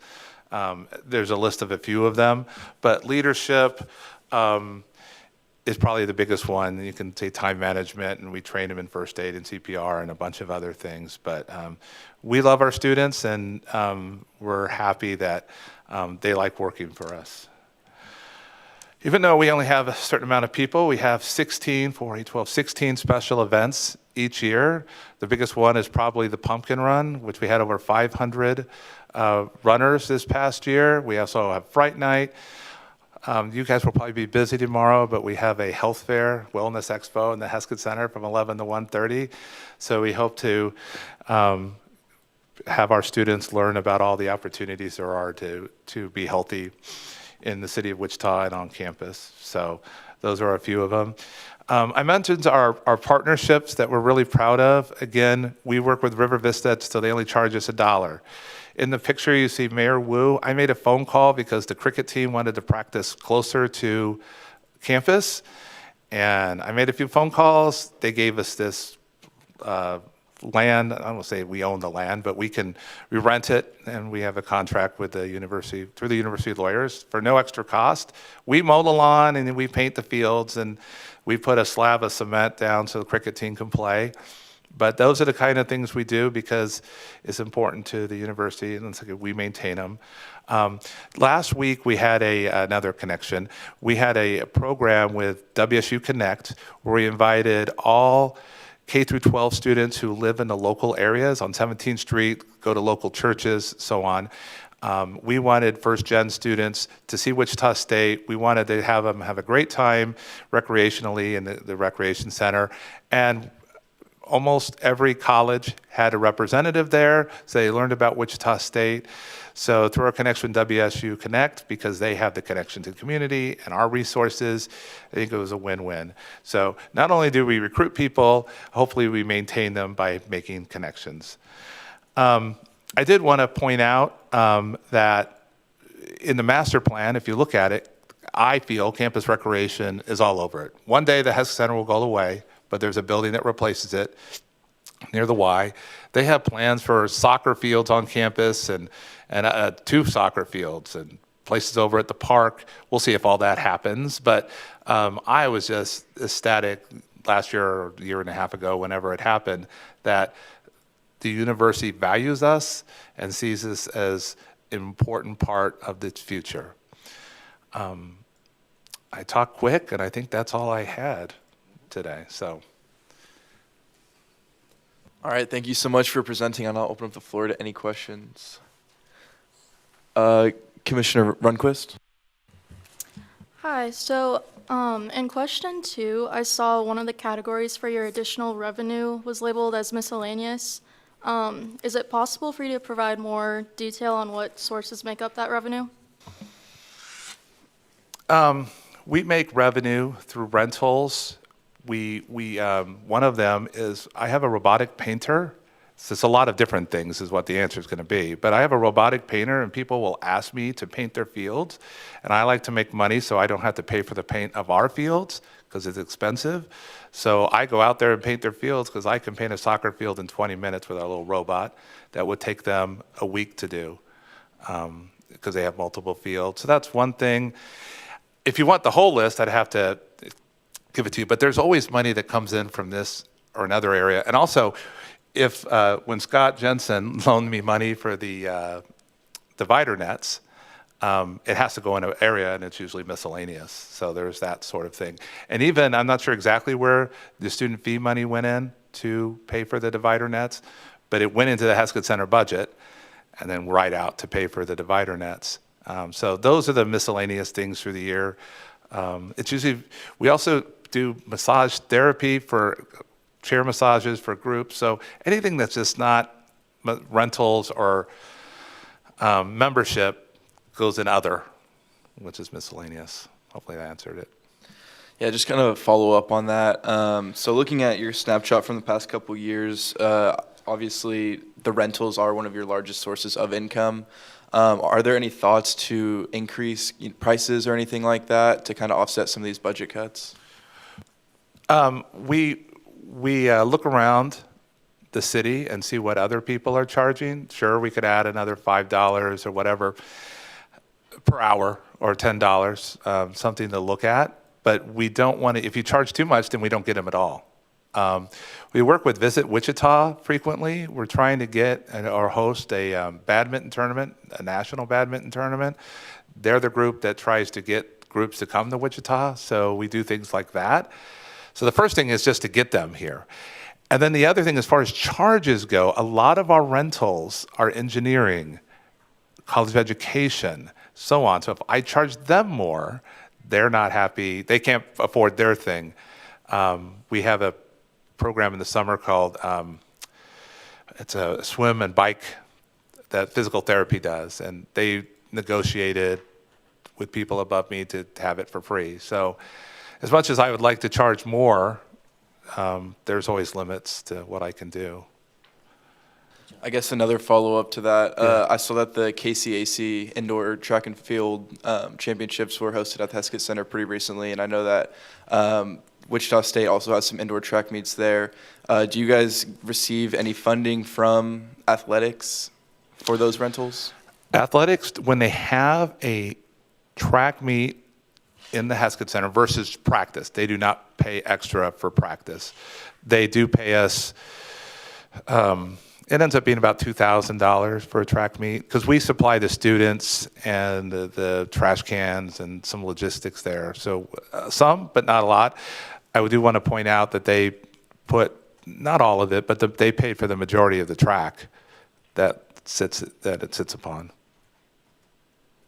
Vice President Nguyen? Do you charge student organizations to utilize the spaces, such as like the pickleball courts, event space rental, et cetera? The places we charge students, we do not charge them for the dance studios downstairs. We do charge them if they want to rent the basketball courts and our play fields and our pickleball courts. We try to gain back the money that we're spending on our student employees that are working there. And then also, what we found from students that use the gym particularly, almost never, I'm going to say 95% of the time, they're bringing people from the outside. They do not just run a tournament when they host a basketball tournament amongst themselves. Sometimes they do, but when they have people from the outside, and we could either charge them $10 per person, or we charge them to every guest that's not above them, or we charge them a flat fee, and they usually prefer the flat fee because you can count on that number versus who's going to randomly show up for there. The gym gets full, and we try not to overwhelm it with rentals.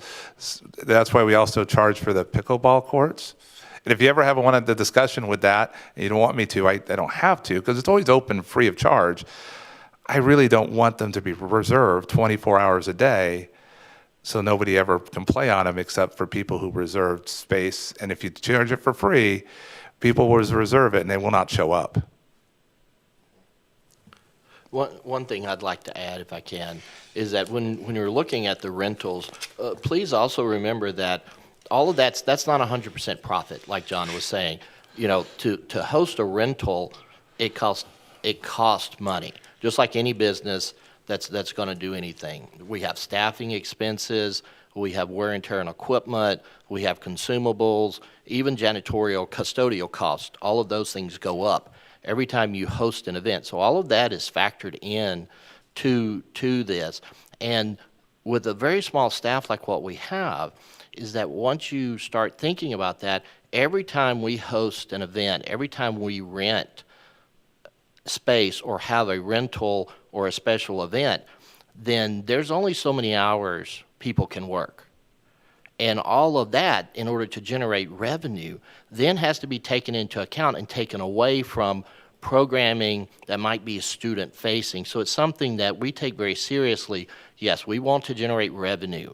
We want to provide for ourselves, want to provide budget support, but we also have to recognize that if we spend too much time generating revenue, then we don't have the ability to provide the quality and amount of programming that we need to do what our primary job is.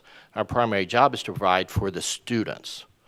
And I hope that y'all understand that and can take that into account when you look at, oh, well, we've got to generate revenue. You bet we do. We take that very seriously.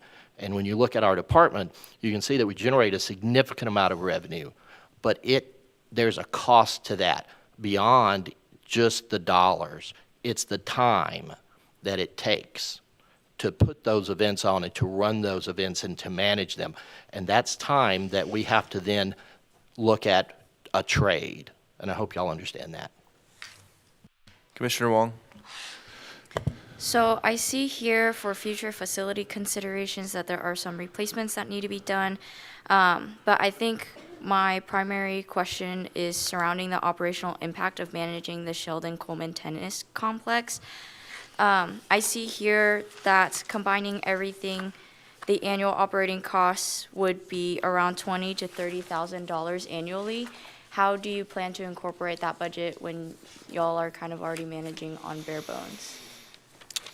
Always a good question. I want to have rentals out there and pay for it from outside rentals is the key one.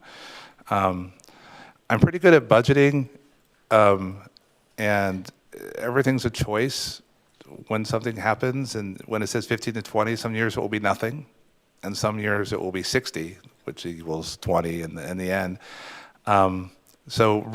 Adding additional, having rentals out there, and just using like I said, every year is a cost. With the divider nets going up, divider curtains going up in the gym, pretty much the gym's taken care of instead of painting.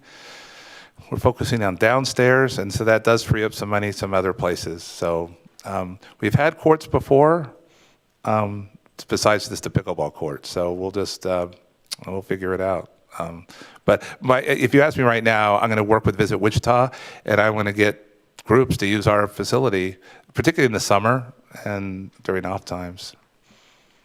So just to clarify on that, for the new complex, you're planning on running a similar business model to the pickleball courts where it's free to use for Wichita State students, but you'll be charging outside groups to reserve these courts? Correct. The only thing we can't stop is if, let's say you graduate and you come back and want to play tennis on a Tuesday night. That would require me to having a student worker there and checking people in. That would cost more than we gain back. So it would always be open to the general public, but to rent, yes, we'd charge them, but not students. There's plenty of courts. Commissioner Argumento? Thank you for coming out and presenting. On question 6, goal 2, you allocate money to the temporary movement of the rowing program because they're having construction downtown.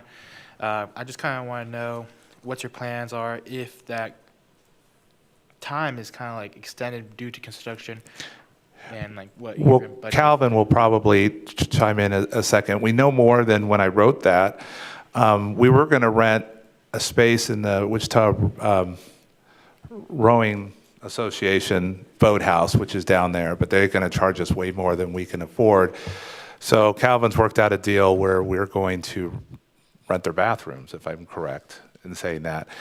And the river is down now, and it will be down all of next year and open in the spring of 27, correct? Yeah, construction has started on the bridge project. The reason the river is down is they're replacing First Street Bridge. It's not a renovation. They're going to tear the bridge out and build a new bridge. So once it's done, we'll have 50 years that we don't have to worry about it. And that's a good thing because the current bridge is close to 60 years and it was at the end of its usable life. So we, like any program, we try to have contingency plans. We try to have a little money in reserve and we try to have some flexibility. We have made some shifts within our expenses, what we will and won't spend money on, because we knew that trailering to the alternate site was going to increase some expenses, simple things like fuel. Also, we need a place for our athletes to have access to a restroom. And so working out a deal with the city club for access to their restroom, being able to trailer our equipment. So our program will run as normal. It's not the first time we've rowed from the Little River. I've been here 26 years, and there have been several times throughout the last 2.5 decades that we've had to use the Little River as a site, whether it was a new bridge, whether it was the dam being rebuilt, those types of things. But the added expense to that, we've already absorbed that this year, and that's one of the reasons we're not asking for any more money this year. We're already taking that into account, and we know that that's our responsibility to figure out how to make that work. Commissioner Argumento? Yeah, just to kind of follow up on that question. So is this $10,000 correct? Because you said that it was charged too much and like it might have done something different. I think we signed a deal with for the rowing, remind me the number. We were going to, when he thinks about how much we're paying for the restrooms, we wanted to rent the whole thing because that would have been much easier. That was going to be, I thought it was hoping for 10, but they wanted 30. So I just paid the bill the other day. I just can't remember what it was. What we did is we worked out a rate of $200 a month for us to use the facility and have access to it in inclement weather. And then of course, whatever our expenses are to transport our equipment back and forth each day. And so that was a lot less than what it would have cost if we would have rented what we call rack space inside of the facility. It actually would have come out to probably around $20,000 to $22,000 once we got their request for what they wanted to charge us for rack space. And we were like, we just did not feel that was a good expenditure of our money. And while it's a little more challenging to trailer, which takes more of my time each day to move the equipment back and forth, this will save our budget overall with Campus Rec quite a significant amount of money. And again, I think that's just an example of you see the circumstances that you have, and then you make the best of them. And sometimes you have to do something that may make it a little more challenging for yourself, but to be fiscally responsible, that's what you do to make it work. And I will add, lastly, I'll just add that it doesn't sound like much, but Calvin already gets up at 5, something silly in the morning, and now he's going to have to get up at 4:30 and get there even earlier to go get the trailer, to then go bring it there, and then bring it back. So he's willing to do that for the safety and for the greatness of our program. Commissioner Naylor. Hi, yes. Under question 8, you listed your staff. You have seasonal and temp staff here. Can you explain what that staff is used for, and then also if they include students at all? Most of them are students, and sometimes they're students that have just graduated or have a semester off, but most of the seasonal ones are for boats and bikes downtown at the boathouse. By the way, we didn't really mention that. We're going to try to do something small during the river, over at the Little River, the Little Arkansas River, but that's not going to be as prevalent because we need water in the river to run a program. So, but most of that's there. We do hire a massage therapist or temporary by definition of the university. They're full-time. I mean, they're massage therapists. They're not students. We pay them. And we have one student who's in a wheelchair that checks IDs for us. He started when he was 18. He's probably 27 now. He's not a student anymore. And his name is Ross, and hopefully you see him over the lunchtime. But he's a temporary employee as well, but just checks IDs. All right, looks like we have time for one more question. Commissioner Beatty. You mentioned the new 10-year plan. In the 10-year plan, that was presented in 2024, it involved the removal of the Sheldon Coleman Tennis Center. Are there any concerns that investing into this complex may not receive the returns that would be expected? I checked with people, and just like the Heskett Center is on this 10-year plan, I may be naive, and maybe somebody here knows more than I do. I talked to Dr. Hall before she left, and she said the Heskett Center and many of the things that we're talking about have no timetable nor money behind them anytime soon. The nice thing about this tennis complex, if I do nothing with it, it's already got a great surface with a pad on top of it. If I do nothing, it's already ready to go. Unlike the pickleball courts where we had to pour cement, and it's got to be concrete that can withstand the Kansas weather. So I've got a ready-to-go facility. All I'm talking about is changing the lines from tennis to soccer because there's 8 courts out there, and there's already lights that you just flip a switch. You can play at night. So this is like a dream come true. We got a really well-maintained facility that somebody's just giving us. And I just really have to just paint the colors of the lines and make sure that they fill in the cracks when those happen. So. All right, that's all the time we have. Thank you so much for coming to present today. Thanks, Gabe, for the help with the PowerPoint.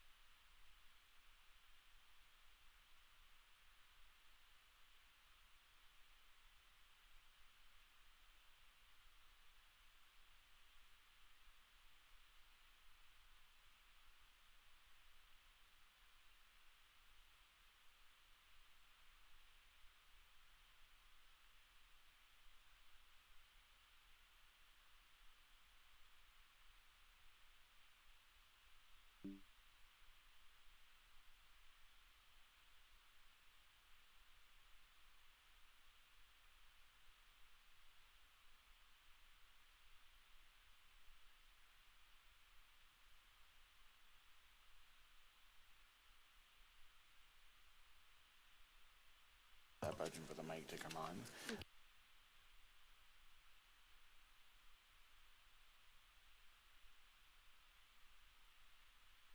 Advisor Fonseca, please call the entity. The next presentation is the Ulrich Museum of Art and their EOF request, which is located on tab I. Welcome and thank you for taking the time to present to the commission. You'll have 15 minutes to present your line item covering topics that you think will aid the commission with their decision. Following that, we will have a question and answer period. We'll begin with introductions from the commission. Hello, my name is Amy Nguyen, and I serve as the Student Body Vice President and also the Vice Chair. Hi, my name is Jiawen Wang. I serve as the Underserved Commissioner. Hello, my name is Grace Naylor, Freshman Commissioner. Hello, my name is Jasmine Peng, and I serve as the Health Professions Commissioner. Hello, I'm Tyler Beatty, and I serve as the Out-of-State Commissioner. Shilu Surrender, Financial Aid and Scholarships. Scott Jensen, Student Affairs. Gabriel Fonseca with Student Government. Michael Zepeda, Budget. Lindsay Pletcher, Budget Office. Ella Runquist, Adult Learner Commissioner. Brett Nyandoro, Engineering Commissioner. Guillermo Gomedo, International Commissioner. Abdullah Dewana, Government Oversight. Matthew Fon, Speaker of the Student Senate. I'm Luke Bum, and I'm the Student Body Treasurer and the Chair, and you're welcome to start whenever you're ready. Thank you so much. Thank you for having us today. My name is Vivian Zavataro. I'm the Executive and Creative Director at the Ulrich Museum. This is Joanna Ramondetta. She's our Business Manager. And this is Brenda Lichman, our Associate Director of Education. Today, in this short presentation, we'll briefly introduce you to the Ulrich Museum, which I think most of you know, showcase some of our amazing exhibitions, and highlight a couple of, highlight our internship opportunities and a couple of our collection pieces. We will also share some insights from our interns and explain why funding these internships is crucial for our students. So, our mission is to expand human experience through encounters with art of our times. And we are open most days. We're open Tuesday through Saturdays. You can see the hours on our website or on our social media as well. We're always free to all, not only to our students, but to our community members as well.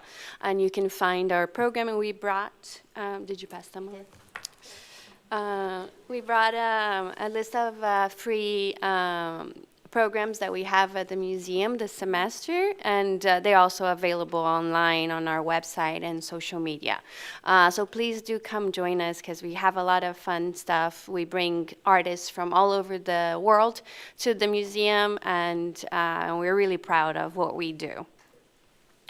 I want to quickly show you two of 4 exhibitions we had last semester, which our dedicated interns have helped us put it together. This one was called Everything Must Go, Justin Favela's Closeout, Blowout, Re-Grand Opening. And this exhibition was super fun and accessible to our community. We had a lot of engagement, a lot of interaction with the Hispanic local community here in Wichita, and it was super fun to do. And it was a site-specific installation, and it was Justin Favela's last exhibition before taking a hiatus from the art world. So it was special in its own. His practice explores themes of Latinidad, queerness, and cultural appropriation. So it was really cool because we could engage with the community in different ways. Of course. I just wanted to add, as part of the education programming, we had a Justin Favela Family Fiesta, which over 450 people attended, from students in high school, community members, all across Wichita. It was really successful. It was. We also had another site-specific installation by the artist Abidinia Gugay, who is of Indian. She was born and raised in India, but is now located here in the United States. This installation was made of more than 15,000 printed disposable paper plates. So her work really embodies themes of belonging, community, time, and value. And and we had a lot of schools, public schools come through through free bus reimbursement programs that we have at the Ulrich, and we connected with a lot of students here at Wichita State as well. I want to quickly show you some highlights from our collection. Our world-class collection features many nationally and internationally renowned artists. It's a true gem. You have interacted with it on campus, as it's all over. So one of our most recognized pieces is Robert Indiana's Love, that you can see here on this slide. I wanted to show you two pieces from our permanent collection that are my favorite, Iona V. Jackson's Afronia and Chiara Eileen Machado, Centro. And as I said, you can encounter our sculpture collection throughout campus. We have 89 sculptures right now, and it keeps growing every year. Not every year we buy a new sculpture, but when we have the funds, we buy them. Here we have some highlights. We have Love, and we have Inverted Q by Klaus Oldenburg, yep. Twister Grande by Alice Aycock, and Stratosphere by Hebe Kozo. So these just some highlights from the 89 that we have. We collaborate with a lot of several other entities on campus and off campus. So I wanted to show some of those. We collaborate with arts, design, and creative industries a lot through workshops and faculty talks. This semester we have a faculty exhibition there that you should come see it. It's really fun, very diverse.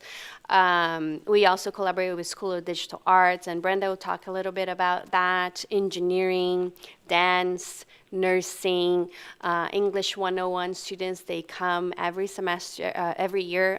Their freshman course comes through us. And we also collaborate with several different local institutions, not only in the arts, but also with local restaurants, Kirby's. So we just try to engage with as much as a diverse group as we can. So our support in fiscal year 2025, we had 4 internships. We had curatorial, collection management, education, public engagement, and events.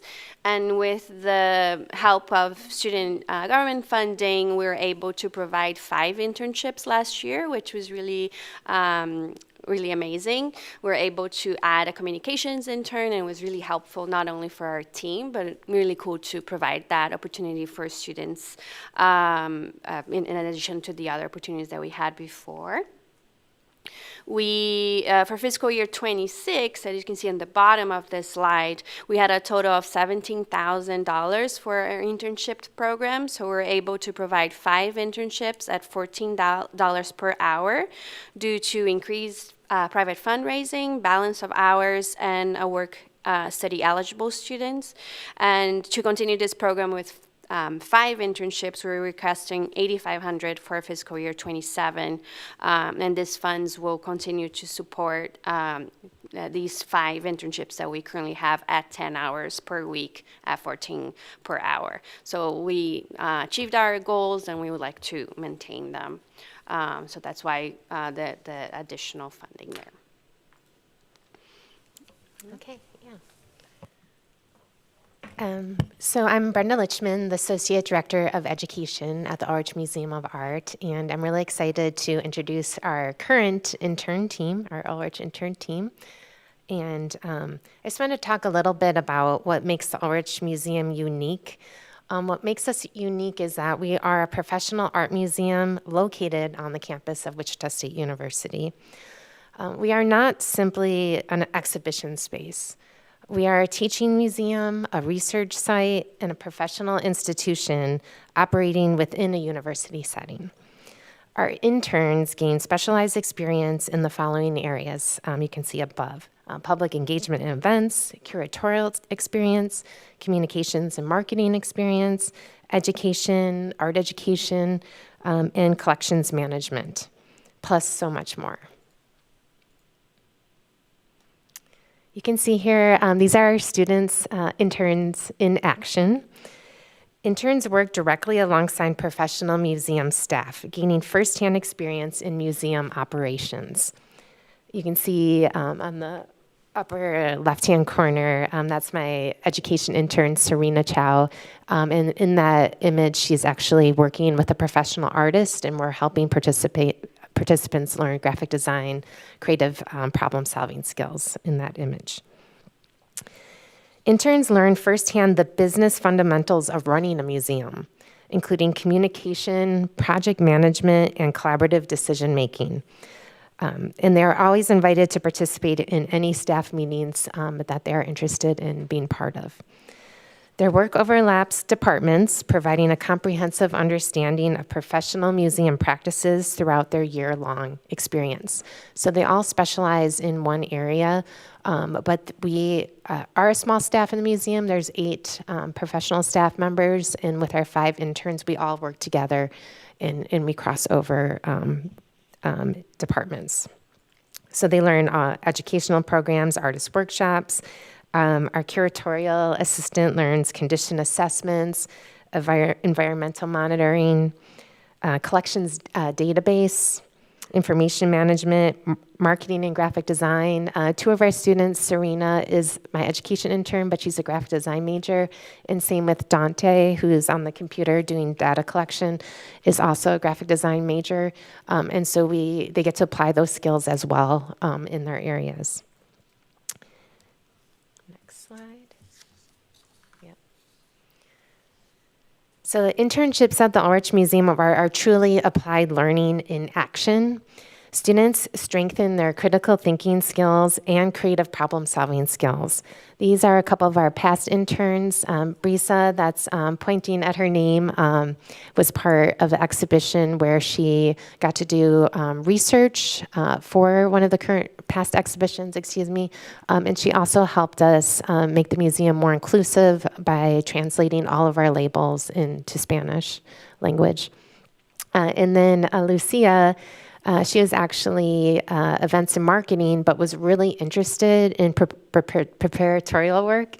And so she was able to help our preparator learn how to work with exhibition design and layout and also the background of getting a museum ready through painting and those detailed orientated skills for that position.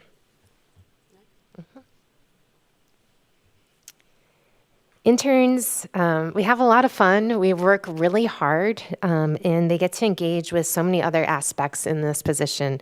They engage with community partners, for example, Empty Bowls Wichita, all sorts of nonprofit organizations we work with, Envision Gallery, Harvester Arts. We collaborated, like we talked about, the engineering department, Sedgwick County EMS. And they also get experience meeting donors.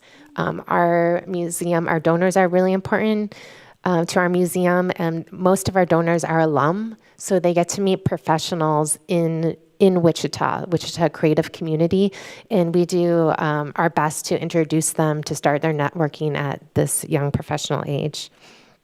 So we build upon their networking for their future career opportunities. You mentioned earlier, I think I have a couple minutes, right? Talking about collaborations. Do you want to go back? We work really hard to collaborate with the community, but also cross-curricular to really develop curriculum like STEAM in the arts. And so one example is the School of Digital Arts. We had an exhibition called Fully Dimensional. It was just our 50th anniversary, and we have 89 incredible sculptures from artists around the world, one of the top in the outdoor sculpture collections in the nation. And so we wanted to bring those sculptures into the museum. And so students in School of Digital Arts actually created a VR QR code where you could use your phone and use the QR code, and the sculptures would be 3D in the space, which is really incredible. So we've been really excited working with all these different departments. And our interns get to work with them as well and be part of that process. Go back to the end. So I just wanted to end this part with just a little quote. There's so much that's AI in the future, and AI is taking over some jobs now. But I wanted to make a quote from Steve Wee. He's the CAO of Media Alpha. And just a part of his quote, it says, "The arts trains students to thrive in subjectivity and ambiguity. The jobs AI won't replace will require creativity, adaptability, and artistry." And art interns gain those skills to help them thrive in their future careers. They just talked about the business women were more successful if they had a background in business and the arts, and people were hiring more that align with creativity as well. Next one. So I wanted to thank you all for this time. We really appreciate all the help the past years. We love our interns as an educator. It's my favorite part of working at a university art museum. And I really appreciate you supporting opportunities to help our students grow in as professionals, leaders through the arts. So thank you. Thank you so much. I'll now open up the floor to any questions. Commissioner Argumedo. Oh, thank you for presenting. Thank you for your time. Thank you for coming out. So one of the things I want to talk about is on question 4 on your reserve fund. It says you still technically have the $5,000 that we allocated last year, and you were still able to accomplish the goal of hiring an additional intern with, it looks like, without that money so far. Are you planning to use up that money before the beginning of the next fiscal year? Yes, it is completely spoken for. So the way we budget, we include our budget to be comprised of the funding from you all, as well as our foundation. Can everyone hear me? As well as our private funds that are fundraised through Vivian and the foundation. So those are completely spoken for. So up to this point, I actually just did an RU reimbursement for our intern funds thus far, and used up all of our privately used funds. So now for the rest of the fiscal year, it's all the SGA funds. So we are so thankful to have that. So reallocate for the year. Commissioner Argumedo. A lot of things that we've been talking about recently is this is a great learning opportunity for the interns at Ulrich Museum. Have you looked into maybe possibly applying for the Applied Learning Grant? And we apply for it. So we apply also for every year to have additional interns that way too. We haven't been able to successfully get it yet, but we continue to try it. Could you speak a little bit into kind of the application process, how many applications you usually receive, and then kind of some of the majors that you see students from? Yes, actually, so I've just been at the Ulrich almost 3 years now, so upcoming is my third process. And 2 years ago, we had close to 7 or 8 interns apply, and I think this was a new transition from COVID. Things kind of slowed down, and we had a brand new team. And then last year, we had 22 apply. And so I expect it to be even greater this year. The students are spreading the word to the other students. We are a brand new team of, for example, Vivian's been here a little over 3 years. And so there's been lots of transition. And so I feel like we've more than doubled already. And I believe we're going to have even more. It's getting more and more competitive.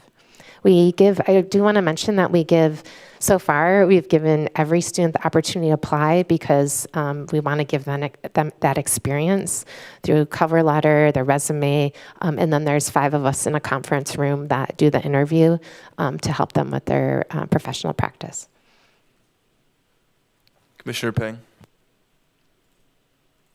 Hi, so I see in your additional revenue that one of your funding comes from Steve Overstreet Internship Fund, and it says that he was due to end December 2025, but he's continued to support the program for another year, just January to December 2026. Is there any talks about him continuing this work, or was what was that process like? So Steve is one of our donors. We've been engaged with him for decades, I think. And unfortunately, I actually try to convince him to commit to more than 1 year at a time. But he says that he's at a point in his life. He's in his mid-80s, I think. He says he just wants to do every year, and so that's what he's willing to commit. So every year I have to talk to him again, and he loves the program. Every year we have lunch with all the interns with Steve, and he's really proud of them. And every time we have lunch, he's really proud of what his funds are accomplishing. So I think as long as he's alive, he will continue to commit to funding, but yeah, we have to ask every year. Commissioner Wong. Will you be keeping the hourly rate steady, or are you looking to increase it? Well, for now, with the funds we have, we can just keep it as is to keep all the interns at 10 hours per week.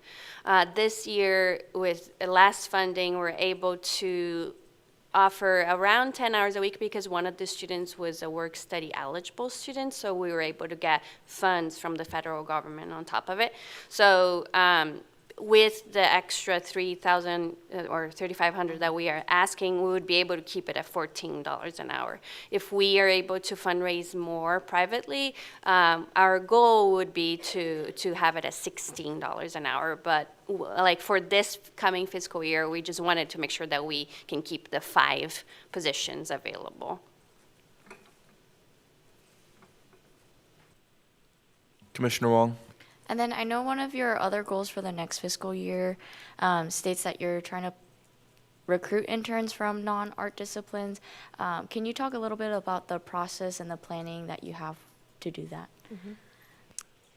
Yeah, actually, with the help of the interns, they've already gone out to the different schools, and we've placed posters in, for example, the Holmes Museum, or it's the Neff building, maybe, the English department, communications and marketing, ATSE, also, I think I said English department already. And so they're actively talking to students, and we're hanging up posters. We have a social media post just recently by one of our interns, created a post about her day coming to the Ulrich to help promote it, and also on our website. Also, through the collaborations that we have with engineering and nursing and other colleges on campus, we hope to achieve students that way, to reach to students that way too. Any other questions from any commissioners?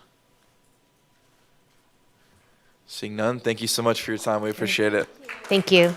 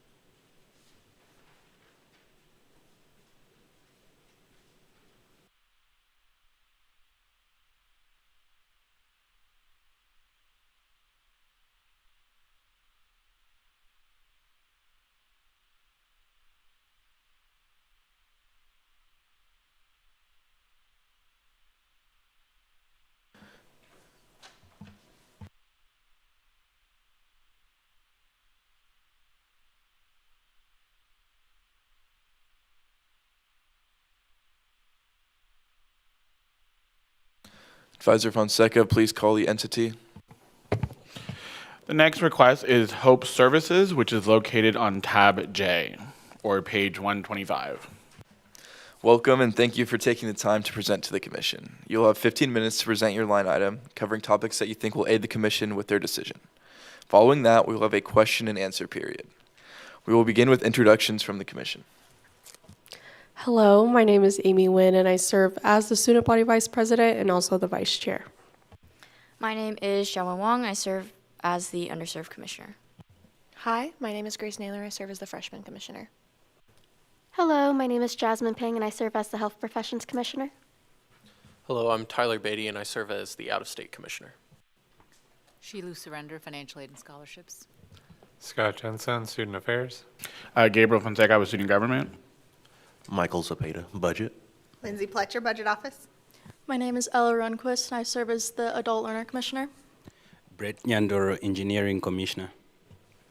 Guillermo Gomedo, I serve as the International Commissioner. Abdullah Dewananda, Government Oversight Chair. Matthew Fon, Speaker of the Student Senate. Hi, I'm Luke Bum. I'm the Student Body Treasurer and the Chair, and you're welcome to start whenever you're ready.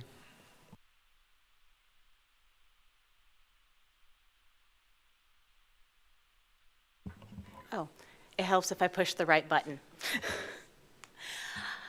Thank you for giving me a few minutes to come and talk with you all today. I have this sinking suspicion that I am standing between you and lunch, so I'm going to try to go fast. But I also want to make sure you have all the information that you need. So Hope Services is Health Outreach, Prevention, and Education Services. And just to give you a little bit of context about what we do, in the Student Wellness Center, there's CAPS, Counseling and Psychological Services, Student Health Services, and they do a lot of the direct, like one-on-one work with students for physical and mental health. So for Hope Services, our role and our job is a lot more community-based. And really what we want to do is to help students be not only aware of wellness and the things that we can do for them, but resources and coping tools so that they can manage their own wellness better. Students have a lot of competing pressures and a lot of mixed messages. There's really good and really unhelpful messaging out there around wellness. So we just want to provide really solid, evidence-based, and relevant information for all of our students. We really look to empower our students to build communities of connection and care, and do that through education, action, collaboration, and evidence-based prevention strategies. Really, we want to help build a safer, healthier, and more connected campus through comprehensive prevention and wellness programming that really improves our students' success. That's for academic success, but their overall well-being as well. Through Hope Services, we are the place that Suspenders for Hope comes from. Hopefully you have all seen our campaigns across campus. We try to stick with that branding to help make our messaging consistent. But really what Suspenders for Hope is all about isn't, and then line of we support you, you know, suspenders support your pants. We want to support your mental and physical well-being.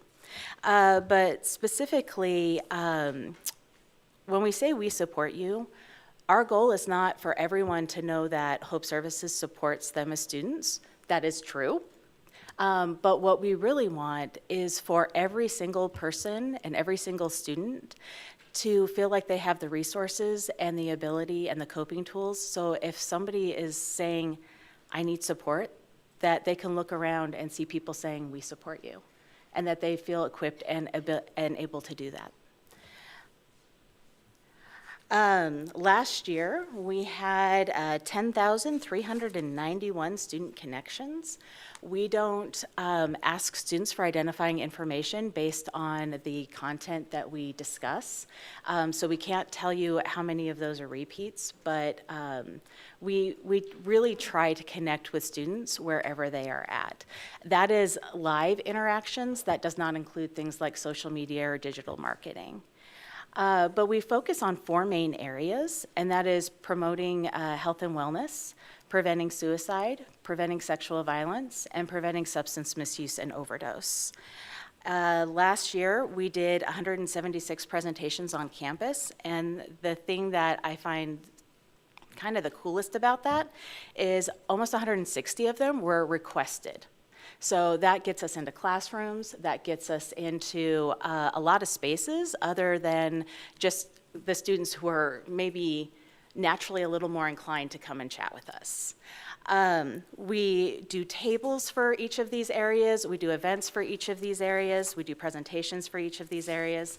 And really, while there's a lot of overlap, these are year after year after year, the 4 main areas that we see our need on campus. So I'll go through a couple of things for each area. We get to do a lot of like really cool, but also really impactful things. So please, I know you have a lot of things to read, so, but we do have a lot of more information in the packet we gave you.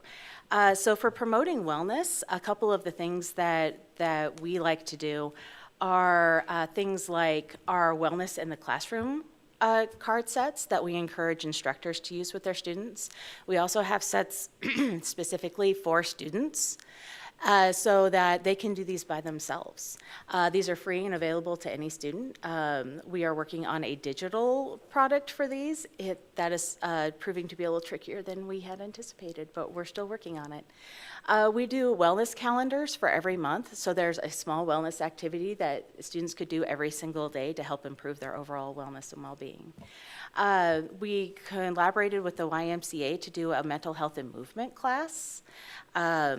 We created a first-year seminar course where we partnered with care team and other departments and leadership across campus to find the concerns that they were hearing about students over and over again, and created a first-year seminar course specifically to help address those gaps. We created material specifically for grad students, like a new journey on the Navigate app, focusing on the 8 dimensions of wellness. I could keep going, I'm gonna move on. For our preventing suicide programming, we look at this, and we look at it really as promoting wellness is preventing suicide, it is preventing sexual violence, it is preventing substance misuse and overdose. But we also have specific topic areas that we do trainings, that we do presentations. This year, we were able to get a lot of what we call our Hope Kits on campus. The kits are specifically designed to help people who are feeling really overwhelmed or high levels of distress or suicidal ideation, manage those things. We have entire videos about it, so if you want to know more about that, please watch our videos.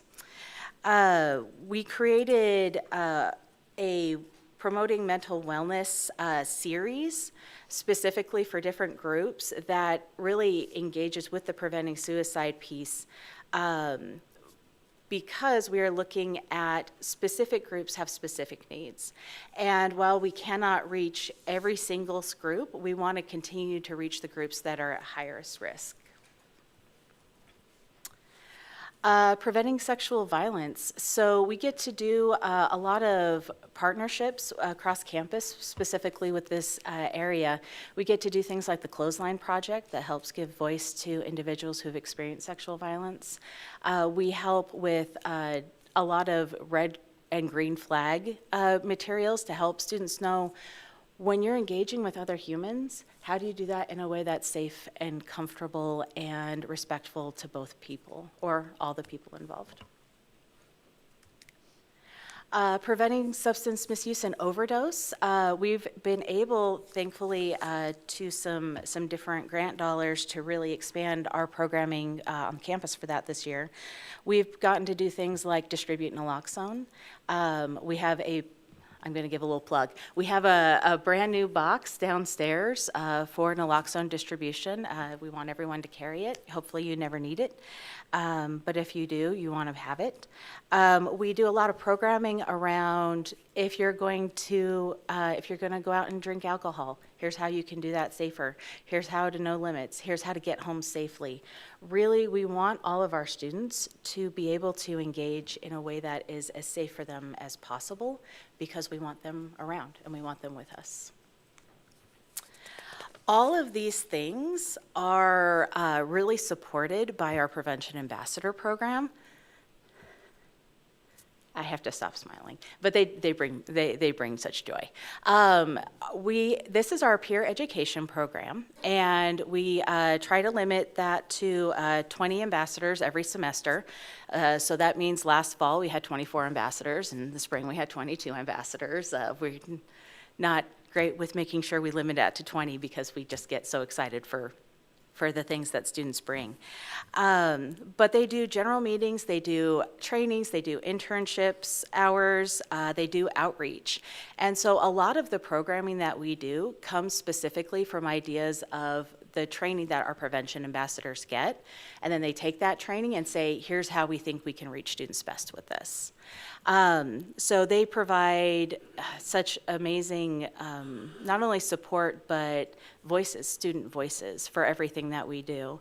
And in return, hopefully they get a lot of good training on best practices.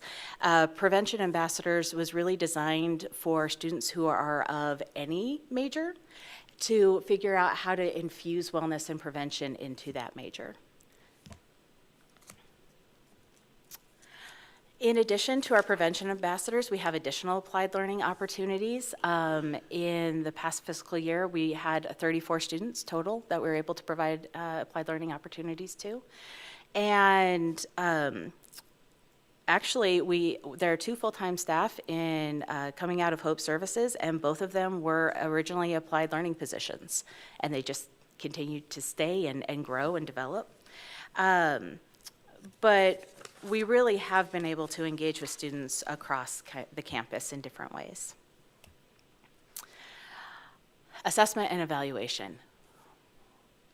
We find assessment incredibly important. We want to make sure that we are as effective as possible with everything that we're doing, and we don't know that unless we get that data. So when we look at the evaluations that we do evaluations for every training, for every outreach. We do focus groups before those things go out to the community. We run all the data from everything we get. One of the most important pieces of data that we're able to collect actually is from our National College Health Assessment. Happening right now. If you haven't taken the NACHA, please do. But that really gives us our data for 2 years. That helps us realize where our students are, what they're doing, and what they need from us. And so we really use all that assessment and evaluation to make sure that we are doing what's actually our students need and not, again, just guessing. So, all of the things that we do, we really work hard to try to make sure that we are looking at multiple streams of funding. All of the work that Student Services engages in benefits our students and are dedicated to support like our students' mental well-being. And our goal is to really promote a culture of wellness on campus, which helps with student outcomes both academically and personally. While we are continuously searching for outside sources of funding, we are very lucky. Sometimes we're able to get grants and work and things of that nature that help us provide extra resources to campus. Those are never guaranteed, and they are a lot of work, but they're also very specific. And so we don't have a lot of flexibility in how we're able to use those funds. So for everything that we do, this SGA funding is vital to make sure that we're able to hold at least our base services. It's 10% of our Hope's assistant director's position, and that's the position that oversees our prevention ambassadors. It's to assure that we have the availability and quality of applied learning positions, and it helps fund our National College Health Assessment. That is all the time I want to take for talking, but I'd really love to answer any questions you have that would be helpful. All right, thank you so much for your presentation. I'll start off with a question. In your FY25 highlights, you did note that you gained $330,000 in external grant funds. I know you just spoke on how those are kind of restricted in use, so could you talk a little bit about how those were utilized? Absolutely. So some of those grants are not specific to campus. It's actually really hard to find campus-specific grants. And so the funding we're able to use partly on campus, but a lot of it also has to go to the general community as well. So for example, for like our Hope Kits and our Care Kits that we have developed, we're able to distribute those on campus, but they can't just stay on campus. And so we've been able to have some applied learning from those things. We've been able to have some additional positions that would promote materials that they've created that for the general community, we're able to adapt those to campus and use them on campus as well. So we really, again, we try to do what makes the most sense for our students, but we have to be very careful about how we engage in those funds. Commissioner Wong. I had a question about your transfer from other funds. Where are those transfers from? Yes, that's a really good question. So last fiscal year, Hope Services was getting money from Student Affairs, and they, because of budget cuts, they had to cut funds to the entire Student Wellness Center. But what was kind of the easiest to make that happen was they cut funds that were coming specifically to Hope Services. And so the transfers are from Student Health and CAPS to balance out those cuts across the Student Wellness Center. Sorry, could you repeat that last part for me? Yeah, absolutely.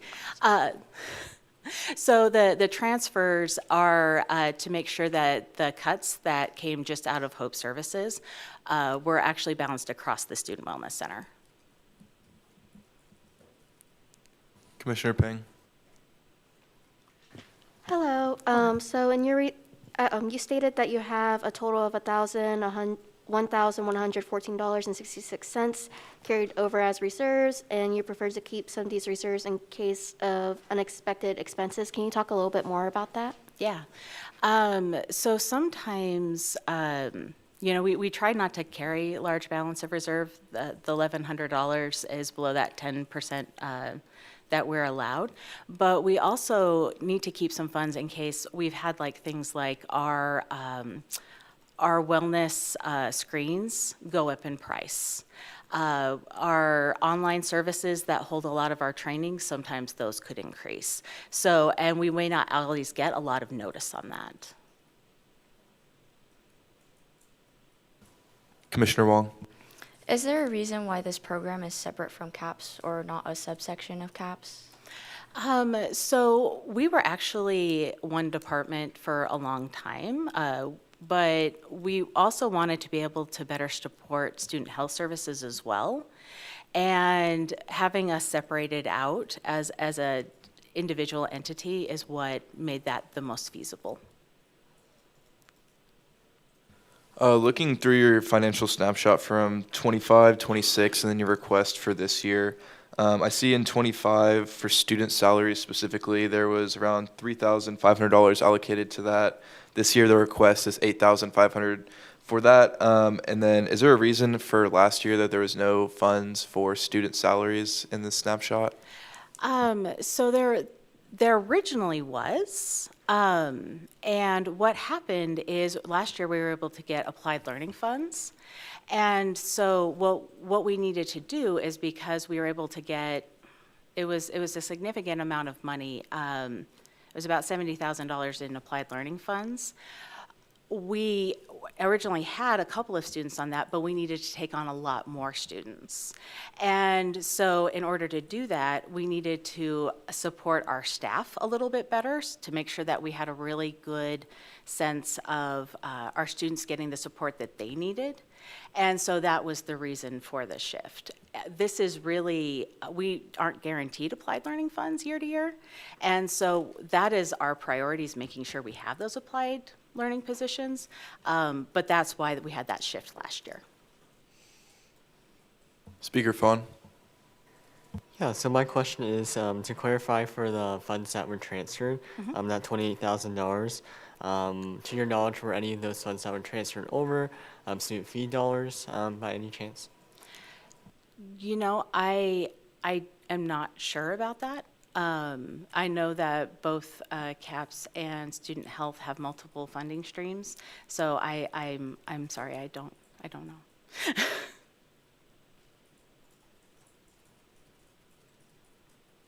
Are there any other questions from any commissioners? All right, seeing none, thank you so much for your time. We appreciate it. Thank you so much.